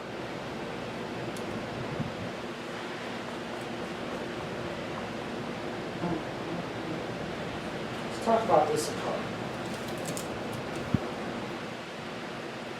I'm doing Gad, Issachar, and blacks because that's the majority in Arizona. That's the majority of the However, That's true. if we really wanted to get detailed, we can pull out things that happened to our brothers in Dominican, Simeon. We can pull out stuff that happened to Ephraim. We can pull out stuff that happened to Asher in South America. We can really go in depth. There's little doubt that the ritual Aztec sacrifice contributed to the fall of the Aztec Empire in more ways than one. First, killing thousands of people, whether you or your neighbor, simply can't be good for society. The loss of people in a loss that cannot be calculated. So that's what they were doing. That movie Apocalypto, that's what they were doing. Okay? Naturally, religion had already played a part because of the sacrifices. It had been commonly believed that the first Aztecs thought the Spanish were gods. Because of their white skin, they thought that they were gods coming over on the ships. Right. Yeah, that's true. That's actually with the American slave trade as well. The people had never seen white people, Esau. So when they came, they thought they were gods, or they thought they were like ghosts, like dead people coming back, and they was afraid of them. They didn't see, they had never saw ships before. Yeah. They had their own little boats. They didn't have these huge ships That the Europeans. that the Spanish Armada had. Mhm. The total combat fatalities were only in the hundreds of thousands as noted above, but thanks to the smallpox, 9 to 10 million, up to 12 million people were killed. And this is who? This is in the American Holocaust. We're This is talking Issachar. Issachar. No, this is Issachar. 12 million. Oh, It's so like in Gad, it was like 70 million. Oh, this is just one incident. And Issachar was 12 million. It seems like Ooh. smallpox is big. Our now. people was free from multiplying for Now, sure, weren't Let me dispel something. Because if you start researching this stuff, what they're going to say is that there was a black slave on the ship who had smallpox. they? Yeah. And that's how Issachar got smallpox. It wasn't the Spanish army who gave them smallpox. It was one black slave who had smallpox. My question then is that if smallpox can wipe out a population, why didn't it wipe out the Spanish Armada? Right, why it only was targeted towards the 12 tribes. Just like, what's that the thing that just went by? So they created it? They did what? Yeah. Who created it? Yeah, they created it. Like vaccine They shots. create all. Yeah, they created all this stuff. Smallpox is It's- it's biological. It has nothing to do with. It doesn't have anything to do with disease. It's a bacteria that was created by the Spanish Armada. All this stuff And they is used it as AIDS, warfare. Ebola. Yes, they used it as warfare weapon, as a biological weapon. So Right. biological weapons just didn't start with Iran. They gave them blankets filled with So I was reading. Those guys. They I started was with reading gas. one of these white doctors that was over in Africa that caught Yes. Ebola. He came back here and he's supposed to get well. But then he started having problems with his vision. Went to the eye doctor. The eye doctor saw that he had Ebola in his eyesight, the virus. He went blind. They gave him some antibiotics, but now he can see. So how is it that he was able to fight all that off, but our there's no people was cure just for dropping Ebola. dead like this? They're saying there's no cure for it. Because it's DNA. It's made to kill people. Hernando Cortez, Oh no, not him. 86 horsemen, 118 crossbowmen, 700 Spanish foot soldiers, 25 soldiers, plus an artilleryman on each ship. Now, he had to have had help Yes. in order to wipe out a population. Mhm. Right. Same thing that happened with Issachar, the same thing that happened with Gad happened with Issachar. Mhm. You had these people who worshiped these guys and fought with the Spanish conquistadors to kill their own people. So you wonder how this small group, but you see here, 25,000 tax collectors or whatever. Well, look at our people today that are nurses and doctors and stuff, and they're killing our people as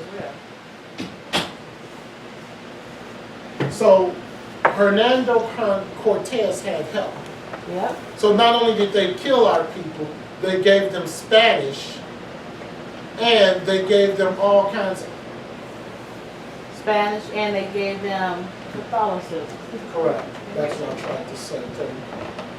The Spanish government would laud his success and delight in the 7,000 tons of riches that they got from the country. 7,000 tons that they took from Mexico. The battle would prove Spain with a foothold in Central America and the region that continues to speak primarily Spanish still today. They weren't speaking Spanish in 1540s. Prior to 1547, they weren't speaking Spanish. They were speaking Hebrew.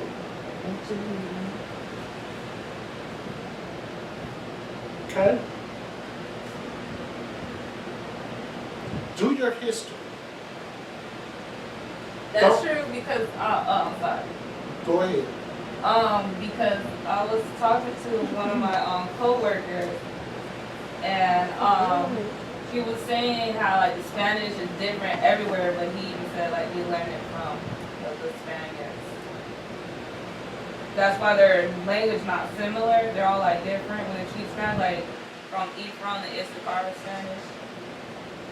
Yeah, because we're talking about different sects. This is another world famous picture, right? Yeah. They show that in every history class when they talk about slavery. But let's talk about Gordon. They probably don't know his name. That's true. They probably just throw this picture up there. Slavery was bad. Yeah. I was just. But they don't know who he is. That's an actual, that's a picture of him also. Okay? But let's find out who Gordon was. Private Gordon, a former slave who fought for the Union, showed the scars on his back. Okay? The famous photograph, usually titled "The Scourged Back," was widely circulated by abolitionists and was one of the earliest examples of photography used as propaganda. A contemporary newspaper, the New York Independent, commented This card photograph should be multiplied by the 100,000 and scattered over the states. It tells a story in a way that even Miss Stowe cannot approach because it tells the story to the eye. We know who Harriet Beecher Stowe is, right? Yeah. A good writing. She was an abolitionist. Correct. And she wrote what? What book did she write? Okay. No. Cabin in the Woods. No, not Cabin. Cabin in something. Uncle. Uncle Tom's Cabin. There we go. Cabin in the Woods. Okay. As the photo historian Kathleen Collins has explained, it shows a slave named Gordon who escaped his master in Mississippi by rubbing himself with onions to throw off the scent of bloodhounds. He took refuge with the Union Army at Baton Rouge, and in 1863, 3 engraved portraits of him were printed in Harper's Weekly, showing a man as he underwent a surgical examination previously to being mustered into service. His back furrowed and scarred with traces of a whipping administered on Christmas Day last.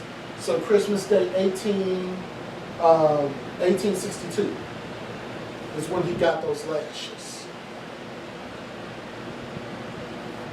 Okay? So now you understand and know who's behind the picture.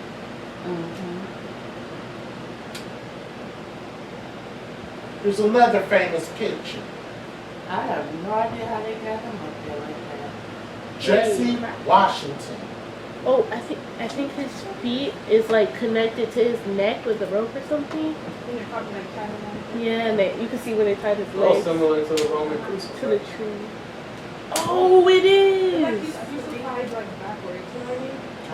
Let's find about Jesse Washington. Washington was accused of murdering Lucy Fryer, the wife of the cotton farmer he worked for. So he was accused of murder. Accused because That man probably killed his own way. Right. Oh, sorry. Oh. That's what usually happens. you're correct. Sorry. No, that's okay. Later on, it was showed that Washington didn't do it, but that the man killed his own wife, and then of course blamed it on him. On Monday, a small interracial organization will meet on the steps of Waco, Texas courthouse to read the resolution condemning and apologizing for the lynching of 17-year-old Jesse Washington. Okay? This is in Waco, Texas. He was what? He was 17. Upon reaching the city hall grounds, the leaders of the mob threw their victim into a pile of dry good boxes under a tree and poured coil oil over his body. The chain around Washington's neck was thrown over a limb of a tree. Several men joined to jerk him into the air before lowering his body into a pile of combustibles and igniting it a fire. 2 hours later, several men placed the burned corpse in a cloth bag, pulled the bundle behind an automobile to Robinson, where they hung the sack from a pole in front of the blacksmith shop for public viewing. Later that afternoon, Constable Les Stiegel retrieved the remains and turned them over to the Waco undertaker for burial. This is the lynching mob of Jesse Washington. This was an actual postcard down here at the bottom. Postcard. And one of the postcards has this on Right it. on the center. This is the barbecue we had last night. My picture is to the left with a cross over it. Your son, Joe.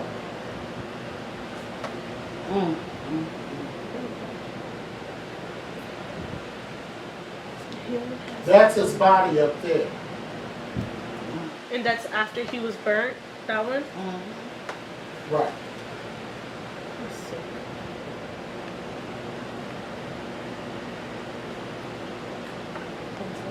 Washington lynching 90 years ago was so astonishingly brutal that the incident became known nationally as the Waco Horror. Okay, so you can Google that.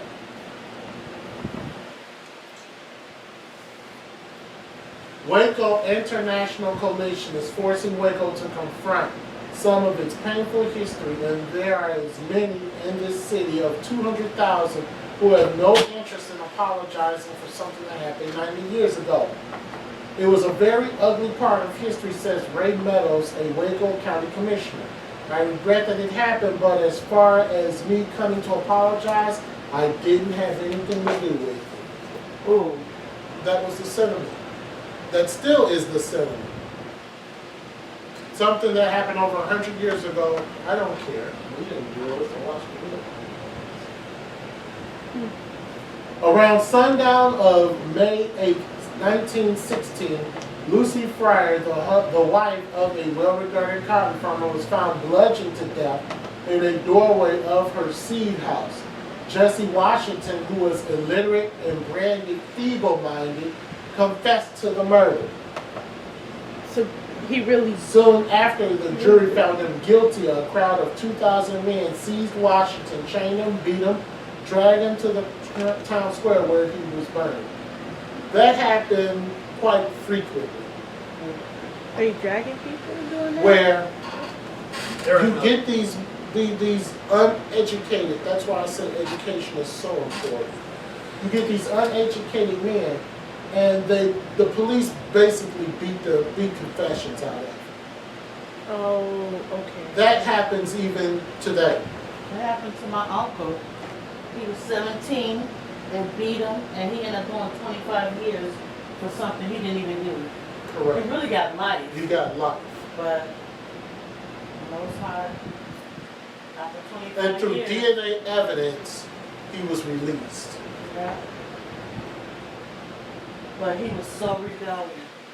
He was such a rebellious child. The Most High couldn't protect him because he was rebellious. His fingers were amputated for souvenirs, and his fingernails was taken for keepsakes. Finally, all that was left of his was a charred torso. But Washington body parts were put in a bag so they could be dragged throughout downtown. So they took body parts as souvenirs. Well, that would eventually go bad, and then they would have nothing. What's the point? You're not getting the concept. Oh, I know. I'm just saying like, their action. That picture should be bigger. I apologize, but that is what was remained of his body. This little piece right here. Right here. All this is just wood. This is his body part. Right here. That's all that was left. Okay?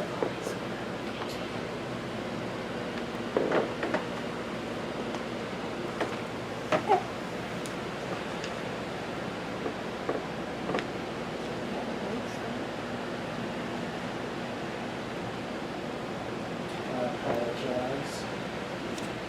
All right. Now let's get into the Bible. Let's talk about the curses.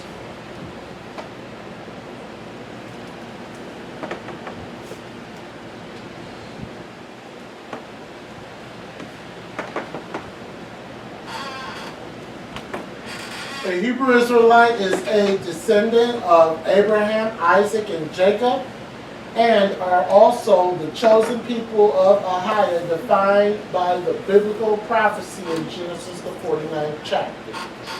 Okay? The children of Israel have been cursed, and one of the curses was a loss of identity. we're going to get Jeremiah 17:4. So how do you know who a Hebrew is? So let's read Jeremiah chapter 17, verse 4. And thou, even thyself, shalt discontinue from thine heritage that I gave thee. And I will cause thee to serve thine enemies in the land which thou knowest not. For ye have kindled a fire in mine anger, which shall burn forever. There you go. I will cause thee to serve thine enemies in the land which thou knowest not. Crystal clear, right? Yes. It's not talking about the Ashkenaz who are over there now portraying to be us. The Jewish people of this world, the Jewish people of this world, Because they want it. haven't served enemies in the land they knew not. They over there prospering what they gonna bring. Deuteronomy 28:46. And they shall be upon thee for a sign and for a wonder, and upon thy seed forever. Okay?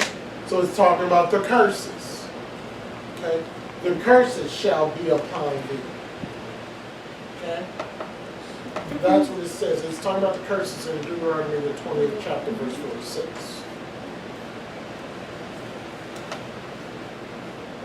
All right, according to Jeremiah 17:4, the children of Israel would be discontinued from their heritage, language, culture, possessions, which would leave room for the question, since the children of Israel were discontinued from their heritage, how would they know who they are, and how do they know they exist? How? Let's get Matthew 27:45. Matthew 27:24, sorry. According to Hebrew scriptures, the children of Israel are cursed by the sins of their fathers and scattered among the nations until the fullness of the Gentiles come. So let's read Matthew chapter 27, verse 24 and 25. When Pilate saw that he could prevail nothing, but that rather atonement was made, he took water and washed his hands before the multitude, saying, I am innocent of the blood of the just person, see ye to it. Then answered all the people and said, his blood be on us and on our children. That's the curse. You don't Let's hear get that read in Luke 20, Christianity. Luke 21:24. And then Romans 11:25. Right? When I was in a Christian church and I didn't know that we were the Israelites, I used to be like, oh, I feel so bad for those people. I used to be like, they were crazy. What was wrong with them? Those now- crazy people are us. Luke 21:24, let's read it. And they shall fall by the edge of the sword, and shall be led away captive into all nations.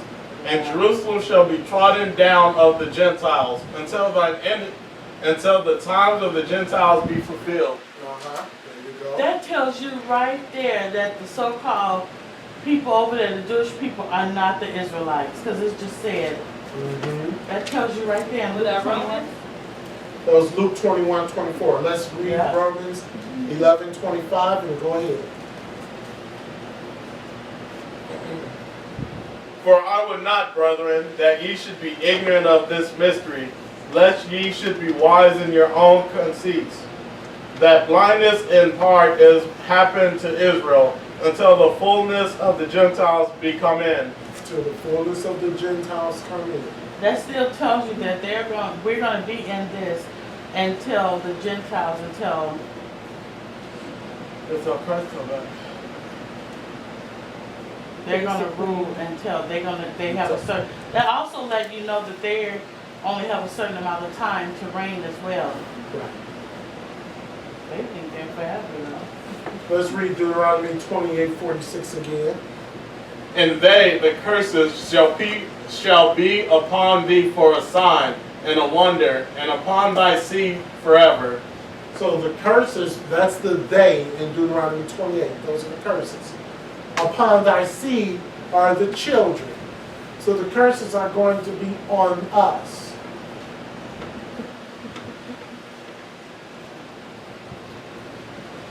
But it's also saved for a sign and wonder as well. Mhm.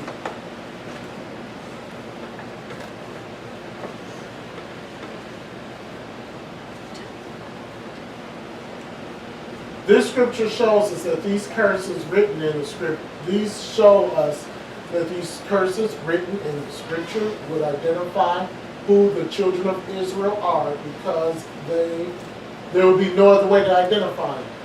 Those who claim to be Jews, the Ashkenazim, fail. Why? Because of what we're going to learn next. The things that happened could not have happened to them. No. Period.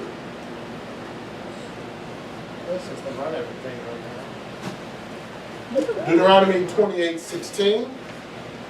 Cursed shall you be in the city, and cursed shall you be in the city. Any curse shall you be in the field. So you're cursed in the city, you're cursed in the field. What does that mean?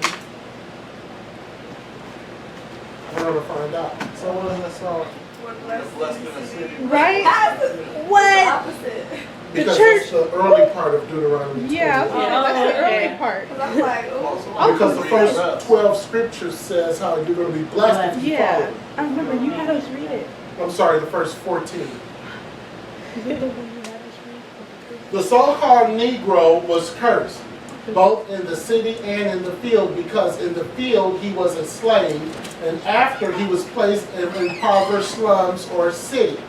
Another example of this parable would be when the so-called Negro moves into a rural area field, he is looked as an Uncle Tom and a house Negro by other blacks who have grown up with him because of his success. Whites who occupied the neighborhood before him have a general attitude that he doesn't belong there because of his color, which also makes him more subject to harassment by the police. When he is in a poverty-stricken ghetto, he is respected by others in the same position, but forced to live in a low state and in a high-crime area. That is so messed up and confusing. It is, but it's true. Isn't that what I was telling you? Let's get Leviticus chapter 26, verse 17. And I will set my Oh. face against You're you. going too fast. Leviticus chapter 26, verse 17. Okay? And we're going to get more information on this. Let's read it. And I will set my face against you, and you shall be slain before your enemies. Hold there. This is the Most High talking to us about our rebellion. Read. They who hate you shall reign over you, and you shall flee when none pursue you. No. Father's telling us right there they hate Right us. there. We saw a few of our brothers and what happened to their bodies. That's hatred. Yeah, pure hatred. We saw a few of our sisters and what happened to them. That's hatred. We got a couple of more brothers that I want you to meet after this one.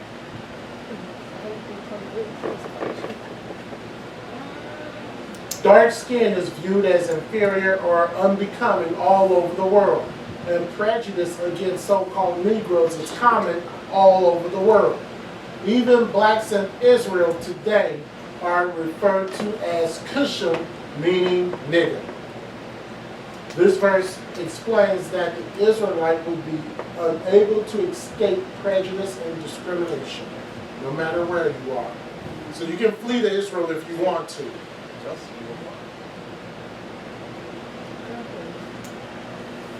All right, we're going to read Jeremiah chapter 24, verse 9 to get a better understanding and let us understand about Hebrews and the American Holocaust. Let's read. And I will deliver them to be removed into all the kingdoms of the earth for their hurt, to be a reproach and a proverb, a taunt and a curse, in all places whither I shall drive them. The Most High is saying, if you want to continue to live in sin or in disobedience, you are going to be delivered to them. They're going to hurt you. They're going to put a proverb, which we're going to explain later, taunt you and curse you. Proverb, of course, that means that's the same thing as a byword. Okay, nigga. Saying nigga. Or what's the one they call Puerto Ricans? Sandblast nigga. I ain't never heard that one. Deuteronomy 28:37. These are the curses in Deuteronomy. Let's read. And you shall become an astonishment and a byword among all nations, where the Lord shall lead you. Okay? You shall become an astonishment and a byword. Deuteronomy 28:67. Let me know if you want to fast. Okay? And let's read it. In the morning you shall say, would a higher it were evening. And at evening you shall say, would a higher it were morning. Don't you, ain't that sometimes when you just wish your life away? Oh, I wish it was tonight. Oh, I wish it was tomorrow morning. Because whatever it is that you're going through, let's read. For the fear of your heart wherewith you shall fear, and for the sight of your eyes which you shall see. Okay. Let's get an explanation. This illustrates a similar point. The children of Israel would face a lose-lose situation where satisfaction in their standard of living was concerned. Lose-lose. You're not serving the Most High. You're not following the law, statutes, and commandments. You're being rebellious, mischievous. You're in a lose-lose situation. Unless you turn from your wicked and evil ways. Valley of the Dry Bones. Let's get some quotes out of this book. Okay. To get an understanding of what is being said in Deuteronomy 28:67. Sorry.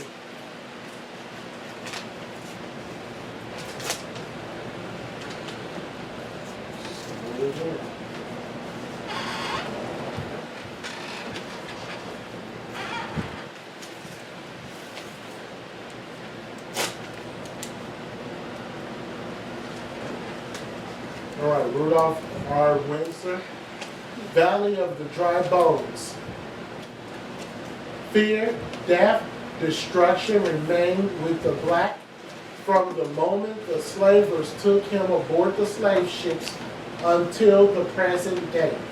Throughout the summer and fall of 1919, more than 20 race riots erupted in the United States like swarms of locusts, and blood flowed like water in the streets of American cities. That's in this book, Valley of the Dry Bones. Okay? It's much more deeper with this book. I'm just pulling out excerpts. The worst race riot engulfed the city of Chicago, where whites killed a lonely black boy because he chose to go to a white beach. For those of you who know Chicago, guess what that beach was? Rainbow. Rainbow Beach. Which is now 99.9% black. That beach, the area in that beach That whole area. is populated. 99.9% is black. That whole area. Back in 1919 or 1920, it was 100% white in that area. The riot ensued for 13 days, left 38 people dead, 537 injured. About 1,000 black families remained homeless before the National Guard restored order. That's also in this book, Valley of the Dry Bones. Let's get Deuteronomy 28:22, and let's read. The Lord shall smite thee with a consumption, and with a fever, and with an inflammation, and with an extreme burning, and with a sword, and with blasting, and with mildew, and they shall pursue thee until thou perish. What is the Most High saying here? Let's get Deuteronomy 28:27, and let's read. The Lord will smite thee with the botch of Egypt, and with the emeralds, and with the scab, and with the itch, whereof thou canst not be healed. So let's explain what this scripture is talking about with the botch of Egypt. Let's get Exodus 9:9. The botch of Egypt was a tumor or a boil. The botch was one of 10 plagues, and this is coming out of the book, that the Most High brought upon the Egyptians by the hand of Moses. Emerods are another name for boils. Scabs are dried up sores that protrude from the skin. The itch is a contagious eruption of the skin. The disease that they feared the most on the ships was smallpox, because the doctors had no way of curing it until the 18th century. One man can infect the whole ship. That's why when they say that one slave had infected Issachar with smallpox, how can that be possible? When one man was on a ship, that whole ship would be dead. Let's read Exodus 9:9. And it shall become small dust in the land of Egypt, and it shall be a boil breaking forth with blains upon man, and upon beast throughout all the land of Egypt. Okay. All right. Mr. Mannix tells us that Captain Wilson of the Brighton lost more than half his cargo of 375 slaves by not listening to a surgeon's advice regarding the signs of smallpox. The captain did not want to part with this good slave, and within a short time, many of the other slaves were infected with the disease. Henry Elson said, "I have seen the platform one continued scab. We hauled up 8 or 10 slaves dead of the morning. Their flesh and skin peeled off their wrists when they had taken hold of being entirely morphed." That's also in the Valley of Dry Bones. Going along with scripture saying on what was going to happen to us. In Deuteronomy the 28th chapter. This verse also put a special emphasis on incurable diseases. What would that be? Let's get Deuteronomy chapter 28, verse 61, and let's read it. Also, every sickness and every plague, which is not written in the book of this law, then will the Lord bring upon thee until thou be destroyed. Every sickness and every plague which is not written in this book will he put on us until we are destroyed for our rebellion. Wouldn't it be so easy for these Christian churches when people coming in with all this stuff, instead of them saying somebody putting something on you, like using a scapegoat, it would be so easy to take people to Deuteronomy 28 and say, this is what happened when you obey, this is what happened when you don't obey. Repent. Yeah. But see, I'm a pastor of a church. And we can't have that Deuteronomy 28 talk up in here. Because I need to get tithes. So we ain't finna have this Deuteronomy 28. Unless it's verses 1 through 14. Well, This that's kind way. of stupid because if you have somebody telling you you're going through this and this and this, and then this person is repenting and getting better, wouldn't that want people to give more and be more involved in the church? That's a risk, sure. But I'm pastor such and such, and I don't want that risk. It's easy to tell them if you give money, you'll get better.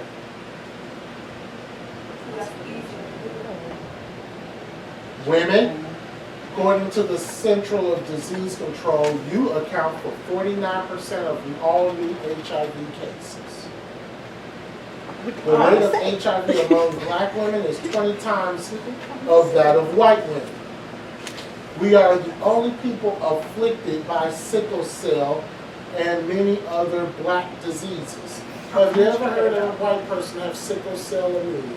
But what's a black disease? Right? Like when does the disease start being discriminated? Or we gonna just Right. affect these Because of black what the people? Most High said in Deuteronomy 28. And so Right. these people that create these wicked scientists in these labs are allowed to do this through the Most High because of his children being rebellious. Correct. Top 10 killers of so-called black men. Cardiovascular disease. Cancer. I want Malcolm, look up what's highlighted. I don't know what that is, and I ain't have time to look it up. But look up what's highlighted and say what it is. Multiple sclerosis. Diabetes. Homicide, that should be number 1. HIV, chronic lower respiratory disease, something in Nephritis. approximately 40% of all abortions. That's why Planned Parenthood is demonic. And that, you know what I see when I see that? What's that? When I look at that list, I see fear, Yes. self-hatred, Come on. murder, Come on. like anger, Come on. fornication, Come on. and Did you say murder? yes, and murder. Murder, anger, Fear. low self-esteem, Yeah, self-hatred. all that. septicemia, whatever that is. What is it? And be loud so people can hear you. Bacteria in the blood. Ooh. Bacteria in the blood. So anytime you're dealing with something in the blood, what is that? When you have like, what's that disease you just said? Sickle cell anemia. Yeah, that's in the blood. Yeah. Blood cell. That could be a number of things, but it's also rejection of fatherly figure. Anger towards the father. And it connects with the blood. Correct. I forgot. Nephritis, whatever that is. What's that? Inflammation in the kidneys. Ooh. And what? Anger. Inflammation in the kidneys. That's anger. Anger. All day long. Okay. Let's get Deuteronomy 28:26. Okay. Deuteronomy chapter 28, verse 26. And let's read it. And thy carcass shall be meat unto all fowls of the air, and unto the beasts of the earth, and no man shall fray them away. Okay, that's pretty self-explanatory, but let's explain it. What happened to slaves when they were hung on the trees? They were left there. So then the birds of the air came and picked off the carcass. Oh, so that tells you, I think it's in Matthew 5 when Yeshua said that not to worry about what we're going to eat or what we're going to live. For the birds don't have, you know. That's a kind of morbid way to think about it. It is. That's sick. Right? Wow. But, All the whole super. wow. All right, Deuteronomy 28:28. Like I said, the whole chapter of Deuteronomy talks about the blessings and curses. We're just highlighting a few of them. And according to the American Holocaust. And no, we're not talking about blessings. Let's read. The Lord shall smite thee with madness, with madness, and blindness and astonishment of heart. Madness, blindness, and astonishment of heart. Remember earlier when we read about the Arab slave trade, and they would put insects in the ears and cover them with wax, then bound up their arms and legs so they couldn't do anything about it. Mental illness. Who would think of that? Mental Madness is illness. mental illness. Many slaves suffered insanity, madness, and hysteria when they saw their slave masters beat, rape, and sell off their young ones. Slavery was so harsh and cruel in America that slaves committed suicide and infanticide. Is That's that- the valley of dry bones again. They would rather kill their child than let them go through slavery. I would rather murder my child, my newborn baby, than have her go through slavery, or have him go through slavery. That's how bad it was. They didn't have abortions back then. But you better believe if they could have aborted children, they would have. But they would get beat by the slave master. Because you're messing with the slave master's money. So what if the baby was like stillborn when you had it? They still beat him even They though- still would beat him because it's your fault. Well, some of the younger women, when they were put up for auction for slavery, their hips and everything was looked at, how their body was formed, because some of them was only purchased by the Breeders. slave master to breed. So the more you breed, the more work, the more money you made, all that. Right. So some of them was only purchased just for that reason. You know, you ever hear they say, oh, she gonna have a lot of kids, she got big hips or, you know, stuff. They believe that. Right. All right, let's get Deuteronomy 28:29. That's Deuteronomy chapter 28 and verse 29. And let's read it.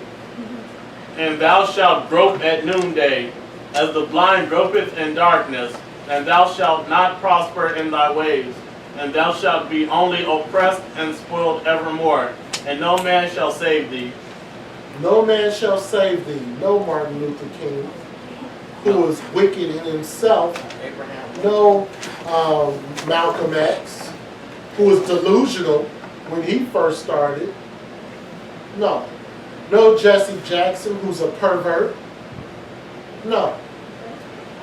No Andrew Jackson, mayor of Atlanta, who's a Crackhead. crackhead. No. Let's explain this scripture. The word grope literally means to fumble around or feel around, and spiritually the so-called black man has done more groping in search of a racial and religious identity than any other race. The Negro has gone from Muslim to Moors to Christian to Catholic, Rastafarian to Afrocentric Egyptology, Crip, Blood, gangbangers, and so on. This confusion came about because the so-called Negro has been alienated from his original culture, being a Hebrew Israelite. Yeah, my mother did about half of those. Every nationality has their own ancient religion. The Chinese are Buddhists. The Arabs are Muslim. Europeans are Roman Catholic. But what about the Negro? He is oppressed and spoiled evermore because of other races give him mental bars of religion to gain profit. Christianity gained profit through black people. Catholicism through black people. It's just unnatural to me to see a black Catholic. I'm sorry. That's not natural to me. No, black We are more divided than we are the most divided people there are. You can't even get Israelites to agree with each other. No. Everybody's divided. I saw this one group, they was having a video where they was having like a get together, and he was like, you know what, it don't matter that the doctrine is different, but you know, you still my brother, let's just come together and love each other. It don't matter, you know, the doctrine is different. And I was That's like, ignorance. I'm like, whoa. Isaiah 5:13. So the most important thing don't matter. Let's read it. Isaiah 5:13. Therefore my people are gone into captivity, because they have no knowledge. Read that again. Therefore my people are gone into captivity, because they have no knowledge. Have no knowledge. This is why we teach the way we teach. This is why we do the things we do. Because of what again? Therefore my people are gone into captivity, because they have no knowledge. Uh-huh. And their honorable men are famished. Wait a minute. They're what? Honorable men are famished. The teachers are famished. They're not teaching food. They're not teaching substance. Read. And their multitude dried up with thirst. So their people who are following them are dried up. Christians. They're dried up. Why? Because nobody wants to read the Bible anymore. Nobody wants to do research anymore. Everybody wants a feel-good message, 1 or 2 scriptures, play 8 or 9 songs which are pagan in itself, and then go and have dinner. But when Pork you, ribs. when you after 3 years, now just say your life you were a heathen, right? And so then you give your life to the Most High, and you start going to church, and you're really involved in the ministry. After 3 years of not seeing any growth, if your life is worse than what it was before you start serving the Most High, wouldn't you be alarmed? Like, okay, let me reevaluate what is going on. Why am I still having issues? Why my life has even gotten worse? Because I'm gonna tell you, people who call on the name Jesus, they don't have a good life. They just don't. Because we called on that name for 3 years, and we almost got put out. Our lights was going to get turned off. Our cars, 2 or 3 got repossessed. So why people putting faith in like a bottomless glass? Eventually, like we did, we got to say, okay, wait a minute. What's going on? If I'm reading all this stuff in the Bible about our people supposed to be blessed, and if you follow the 10 Commandments, and you reevaluate your life and you see that, okay, I'm not committing adultery, I'm not lying, I'm not stealing, you're not doing any of that stuff, but you still just struggling and nothing has changed for you. You have to say, okay, I need help. Go to your pastor, go to somebody, your elder, and say, okay, what's going on? What is it that I'm not doing, that I'm not being fruitful? So as we can't sit up there and always blame the pastors, because we have to take responsibility as being in the congregation for our own self in our lives and say, am I putting in, what am I getting out? So you have to evaluate yourself as well. Because if you're not a heavy tither, that pastor is not going to remember you. Right. Let's get Deuteronomy 28:30. That's true. Another curse. They only remember who. And this can't be the Ashkenaz. It can only happen to one group of people. Let's read it. You shall betroth a wife, and another man shall lie with her. You shall build a house, and you shall not dwell therein. You shall plant a vineyard, and shall not gather the grapes thereof. Now, did that happen to those people over there? Yeah, that didn't happen to the people over there. This was common during the times of slavery, when the slave would have a wife and the master would break the women. Nearly the entire Western Hemisphere was built off slave labor. Yet the descendants of the slave have absolutely nothing to show for it, because it was all written in the curse. America wouldn't be America if it wasn't for the slaves. But the black people that do have a little something, look how they have sold themselves out to get it. There's Satan's puppets. They're compromising. Another curse. Let's get Deuteronomy 28:33. Okay? And let's read it. The fruit of your land and all your labors shall a nation which you know not eat up, and you shall be only oppressed and crushed always. Who is that? said always. Wow.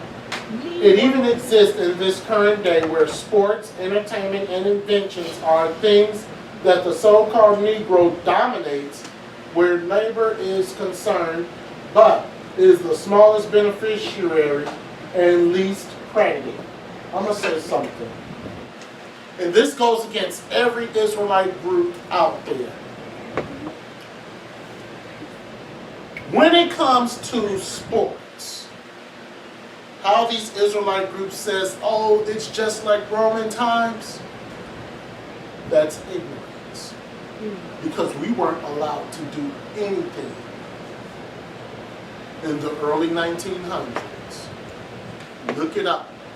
We weren't allowed to do anything like that.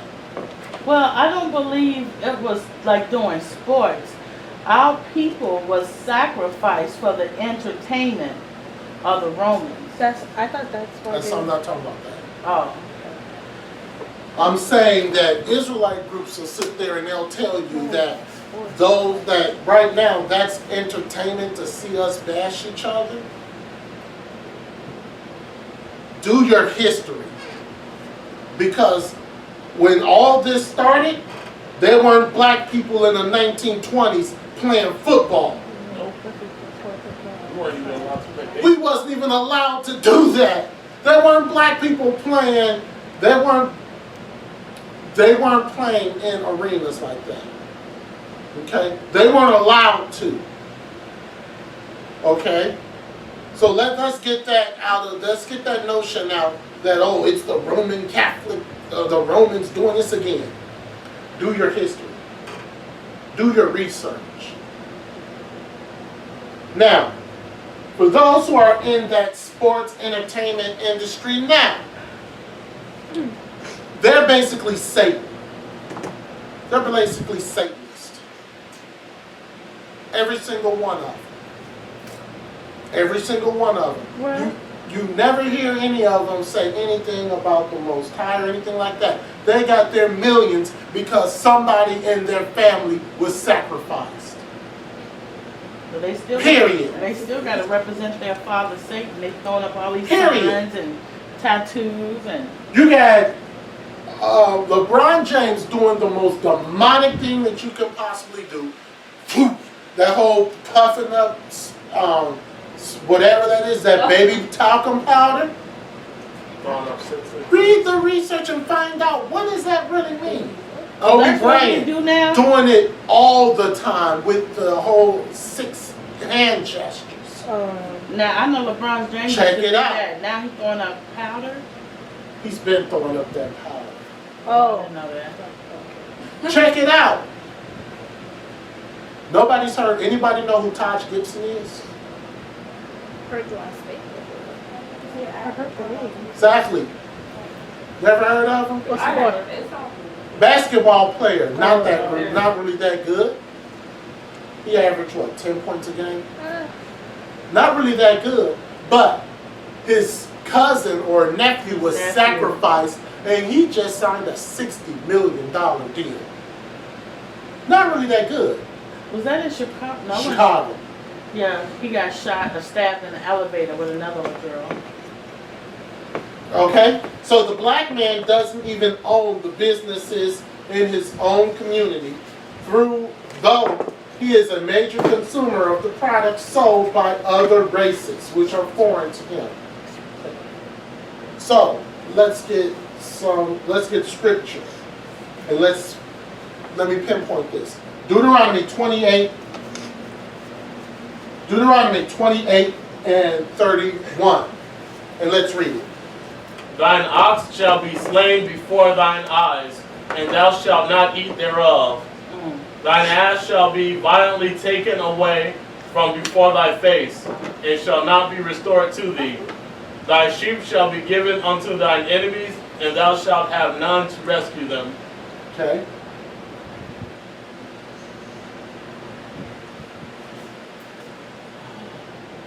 On point 3 of the Black Panthers 10-point program, it states, we believe that this racist government has robbed us, and now we are demanding the overdue debt of 40 acres and 2 mules.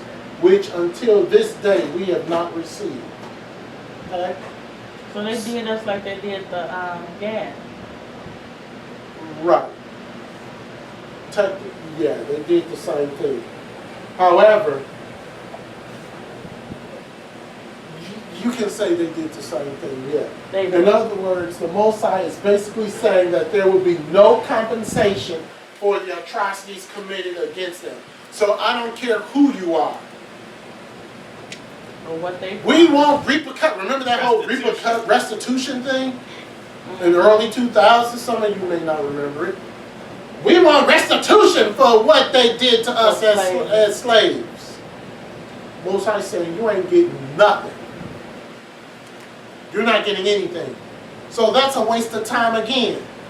This whole Black Lives Matter. It's a waste of time.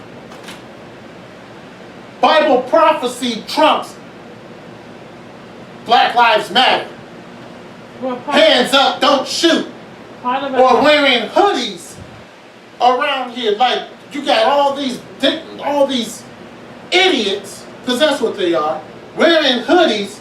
I'm Trayvon Martin. No, you're not. Trayvon Martin is dead, probably burning in hell right now. I was going to say in part of Isaiah 3 at the end, it said that the men will be slain in the streets. Yes. And that's what's happening. Yes. Deuteronomy 28:32. Here's another curse. It's Deuteronomy 28:32. We're almost done. Let's read. Thy sons and thy daughters shall be given unto other people, and thine eyes shall look and fail with longing for them all day long, and there shall be no might in thine hand. You know when slavery was supposedly abolished? How families were leaving the plantations looking for their loved ones. Thousands of slaves were just wandering the country looking because they longed to see their loved ones again. Well, what about our people that's in jail now? I'm going to get to that. Hold that thought. Deuteronomy 28:41. That's going along with the scripture that we just read in Deuteronomy 28:32. And let's read it. You shall beget sons and daughters, but you shall not enjoy them, for they shall go into captivity. There you go. Imagine your firstborn. Mm. And imagine your firstborn, and you hold your child for maybe 10 seconds before they rip that child from you. And that child goes into slavery. Because master can't afford to have you and him. So he decides he's going to keep you because you're a seed bearer and get rid of your child. And if you don't produce, if you don't continue to produce, because what happens is that they start going through fits of, they start going through withdrawal, they start going through sadness, depression. At that time, they can't produce anymore. But if you don't produce, then we're going to cut your wombs out. And then we're going to throw you in the field. And if you don't produce there, then we're going to string you up. Imagine that. That's what the women went through. And guess what, men? You were worthless to do anything about it. Yeah. Because even if you looked at master after he defiled your wife, if you even looked at him wrong, you were getting a whip. The master can come in, bang in your door, make you sit there while he's taking your wife. And you can't do anything. Well, imagine when the husbands had to watch their wives give birth to the master's children. Right, you come out there, your wife pops out a mulatto. Then, you have, that's not even your child. Demasculize the man and destroy the woman. They're still doing it today with Planned Parenthood. Yeah.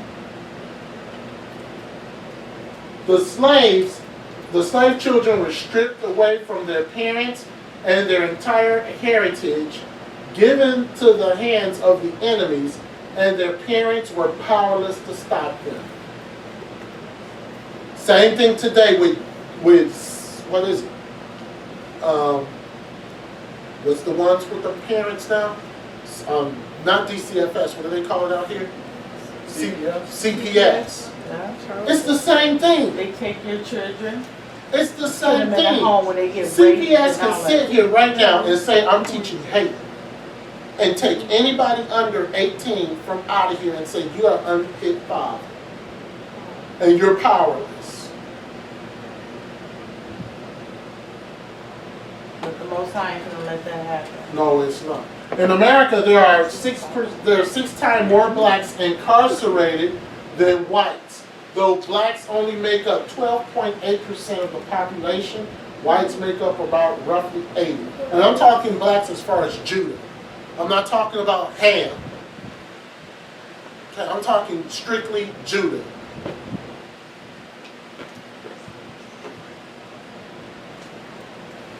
But because of your rebellion, because you don't want to follow the Most High, because you want to continue in your sin, let's read Isaiah 42:22.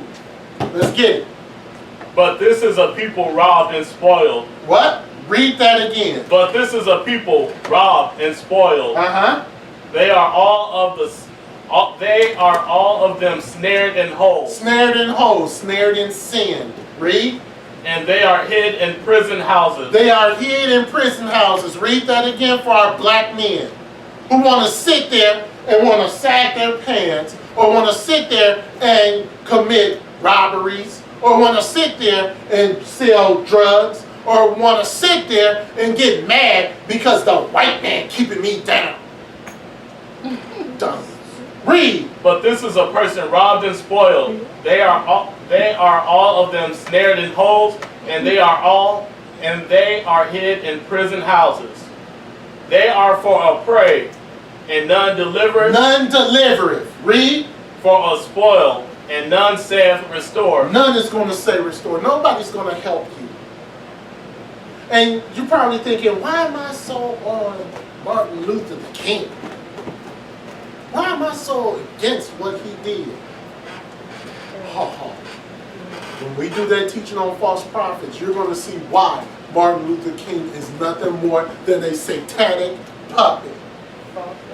He's no more than, he's the worst false prophet there is. He's by far the worst. But see, I'll be ostracized because I'm not upholding that wicked, disgusting human being. Right. Jesse Jackson, a pervert. He's got children all over the place. And yet and still, I'm supposed to call myself an African American because he said so?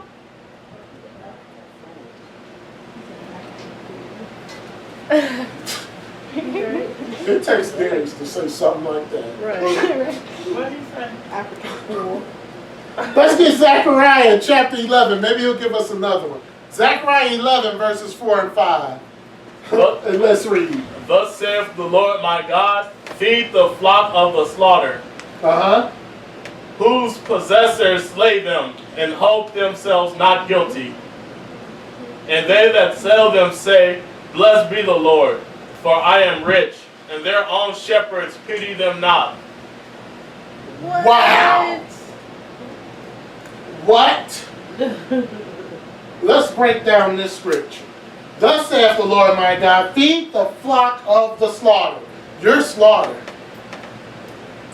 You're slaughtered. Yeah. Whose possessors slay them. What did we just see with Mr. Brown? We haven't got to Sam Hosh yet, have we? No. Whose possessors slay them and hold themselves not guilty. All those crowds of people slaying these people, and they're not guilty. Nobody has been brought to trial for these crimes. Like these policemen are killing the men in the street.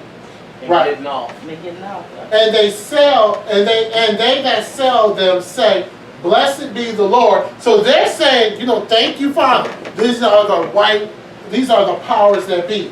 Blessed be the Lord, for I am rich. Well, that's what the people did. They had a big feast, so. And their own shepherds pity them not. So he's saying that the Most High don't pity them no more. The shepherds, the elders, don't pity Pastors. Pastors don't pity them. Don't pity them. Why? Because the pastor's looking for some money.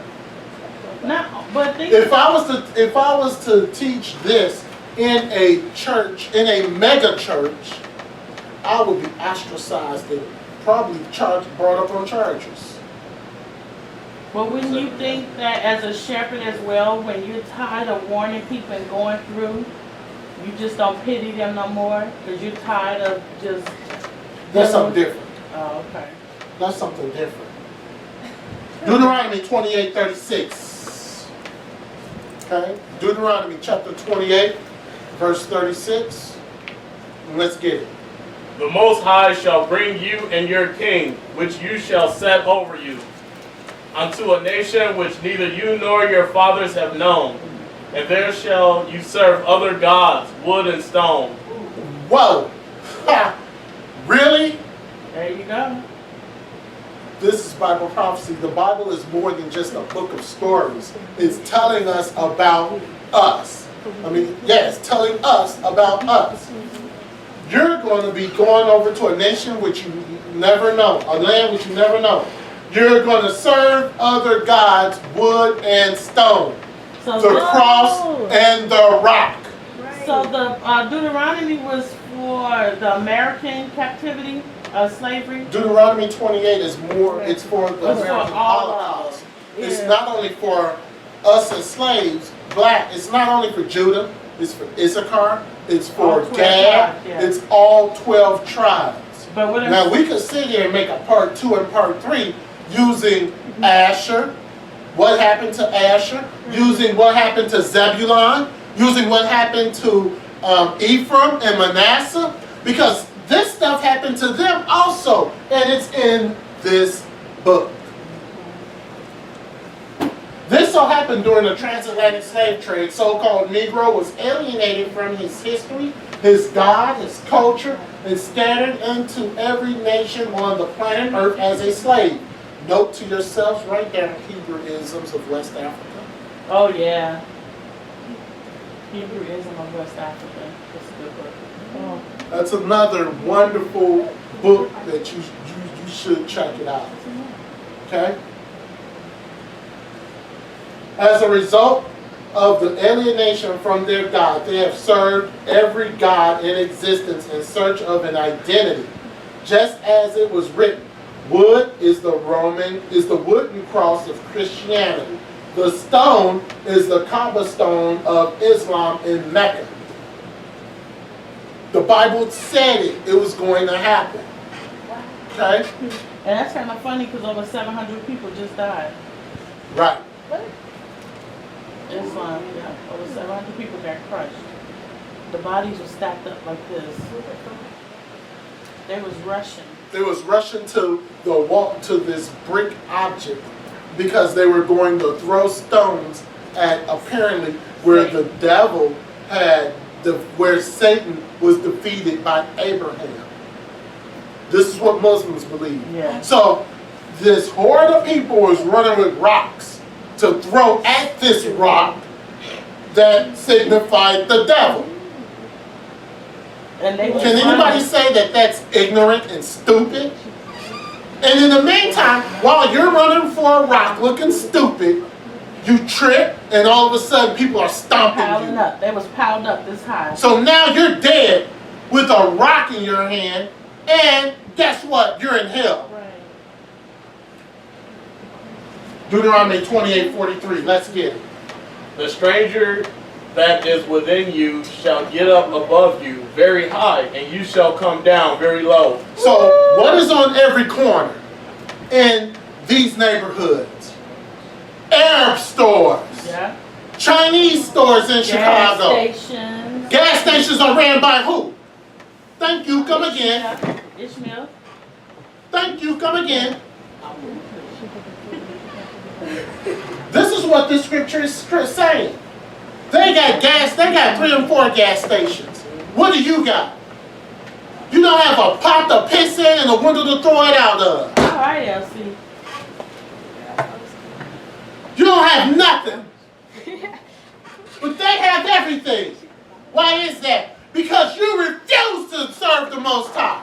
You refuse to acknowledge His name. You refuse to follow the law, statutes, and commandments of the Bible. You refuse to celebrate on the Sabbath day. You refuse to follow the holy days. You refuse to do it. You'd rather serve a white, blue-eyed, blonde-haired devil. You'd rather call on Jehovah every Saturday, every Sunday. You'd rather go to Sunday worship. Let's get Ezekiel 8. You'd rather go to Sunday worship. Praise Jesus, I love Jesus, praise His wonderful name. Never heard. While the devil is sitting there, yeah, thank you. Yeah. Thank you. Look at all my Christian churches. You are a bunch of puppets, Christians. Every single one of you. And you don't have a backbone to stand up. Let's get the last verse in Ezekiel 8. And let's read it. Therefore will I also deal in fury. Mine eye shall not spare, neither will I have pity. And though they cry in mine ears with a loud voice, yet will I not hear them. I will not hear them. That's the Christian church. Because of the abominations that you're doing. You're following Easter Sunday. The abominations that you're doing. That's why we're doing the American Holocaust. Because you need to wake up, people. I have 2 things I want to say. Go ahead. They were saying that the Christian church is making the man weak. Yes. Because Yes. of how they operate, it makes the man weak. They're making them effeminate. Effeminate, yeah. And the other thing I want to say, all these other people, Ishmael, Ham, Japheth, they're serving their gods faithfully. Faithfully. They worshiping. The Muslims, they on that carpet 5 times a day when they supposed to be on it. You let the decree be in Faithfully. the Bible. You let the decree be in the Bible that you should pray 5 times a day. You get these in. I ain't doing that. That ain't what it said. I got homework. It's done away with. But, see, but one thing that they're doing, they all are worshiping Satan. But what I'm trying to bring forth is that they are doing it faithfully. They are not compromising. Or Luke was at the nothing. door this morning, which Oh. I didn't get a chance I was to. trying to get to that. I had just got the shower too. I was trying to get to those. Some Mormons. I was trying to get there. It is clear to see that black and Hispanic neighborhoods where Arab own the corner stores and gas stations. Asians and Europeans own local businesses. And where do they own them? In Issachar neighborhoods, Judah neighborhoods, Gad neighborhoods. Yeah. So they make you work for a slave for the money and then to turn around and just give it right back to them. 28:44. Let's read it. He shall lend to you, and you shall not lend to him. He shall be the head, and you shall be the tail. I don't have to explain that. Payday loans. Right. I don't have to explain that. The Gentiles control the banks, the Federal Reserve, all lending institutions. You don't see any Judah or Issachar owning financial institutions. That's all ran by the Jewish powers. Okay? The media, Jewish powers. Okay? How do you think they can get away with a TV show called something Christian Bitches? What? How do you think they can get away with a show like that? Hold up, wait a minute. What? He said bishops, right? No. No. No, I said bitches. What? How do you think they can get away with a TV show like that? I didn't know. Something Christian Bitches. Girl, yeah, she Googling now and I gotta say. How do you think they can get away with a show like that? Do you really think that they would put on whatever Muslim bitches? Oh no! This place will be that whatever studio that they're gonna film that in will be blown up. What about the gospel from the stripper's pole? Exactly. Do you think that they'll have the gospel from the Muslims' kibas? And her husband sitting right in front of her watching it. And she's trying to talk about scriptures. And Do you think that they'll sit up there and have strippers from the Muslim You mat? found it? No, you wouldn't. It was an ABC show. Something Christian bitches. I remember. Ooh. Deuteronomy 28:48. Good. Good Christian bitches. Tell me about it. What? I know.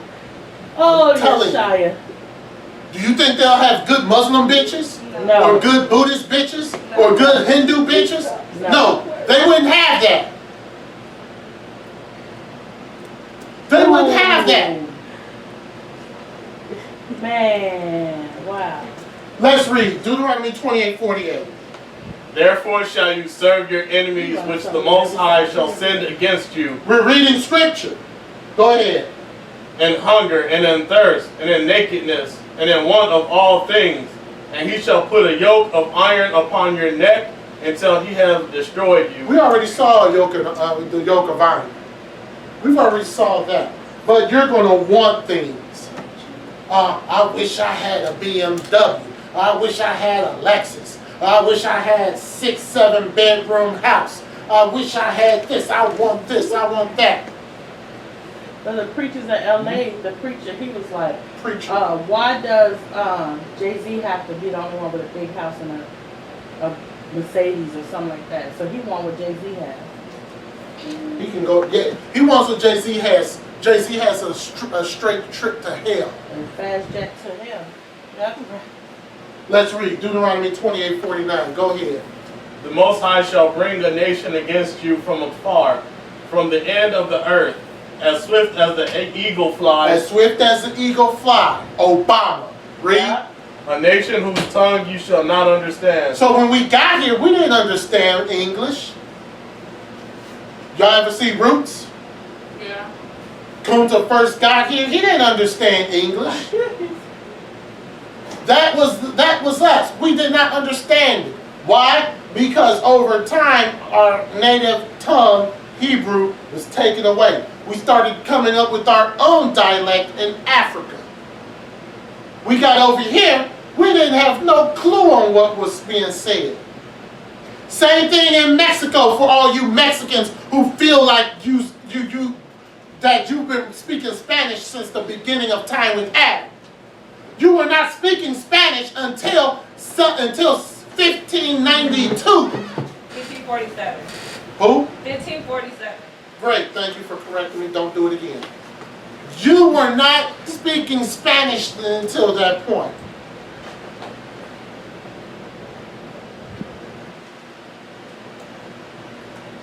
Read. No, never mind.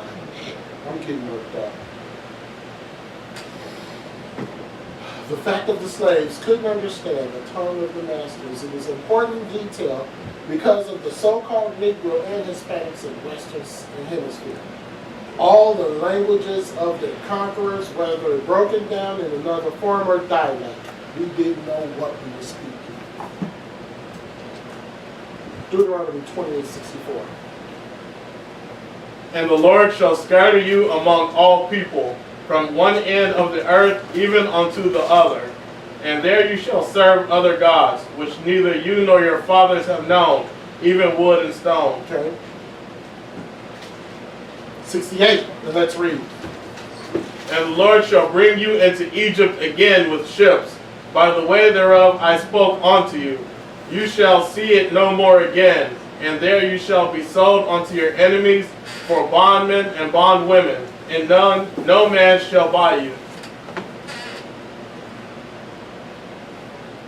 People calling themselves Jews have never been sold on slave ships in history. But the so-called Negro has experienced all the curses that we just did. Every single one of them. And it has not been given recognition for it.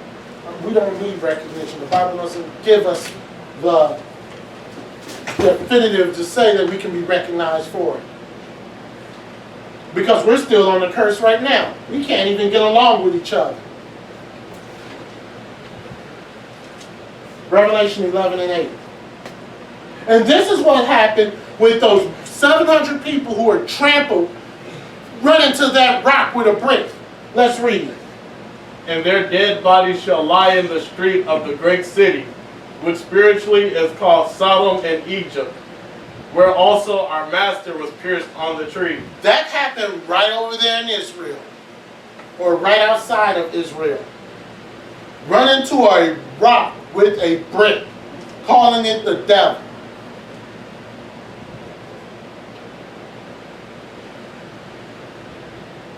Egypt, in the context of this verse, is probably not referring to the Americas. It's illustrating the strengths that the fact that Egypt God was going to take over the children of Israel on ships. Egypt Yahweh. Okay? This also makes sense because never in recorded history did the children of Israel return to Egypt with ships.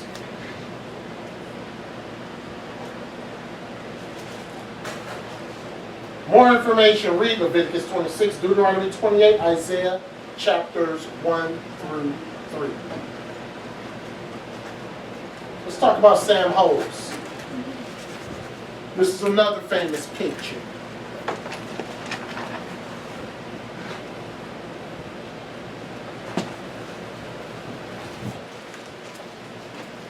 Born in Macon, Hose was moved to Atlanta, and then Newman in search of work, where he found employment with Alfred Cranford, a wealthy local white resident. As the story goes, after more than a year in a dispute arose over money owed to Hose by Cranford. Cranford secured a gun, became enraged that Mr. Hughes threatened him. Hughes took an axe and threw it in self-defense. Papers glared this detail of murder, and the area was combed looking for Sam Hose. By his own admission, Hose knew that he had hit Cranford with the axe, but did not know he killed the man until several days later. Then came the charge of rape. So behind every murder that we are accused of doing, there's a charge of rape. Then a story came out that Miss Cranford claimed that her husband, assailant, had raped her as her husband was lying there dying. This is the news article. Sam Hose, Preacher Strickland, and Albert Sewell met horrible deaths near Palmetto. And again, you see that? No federal action. Nothing to be done.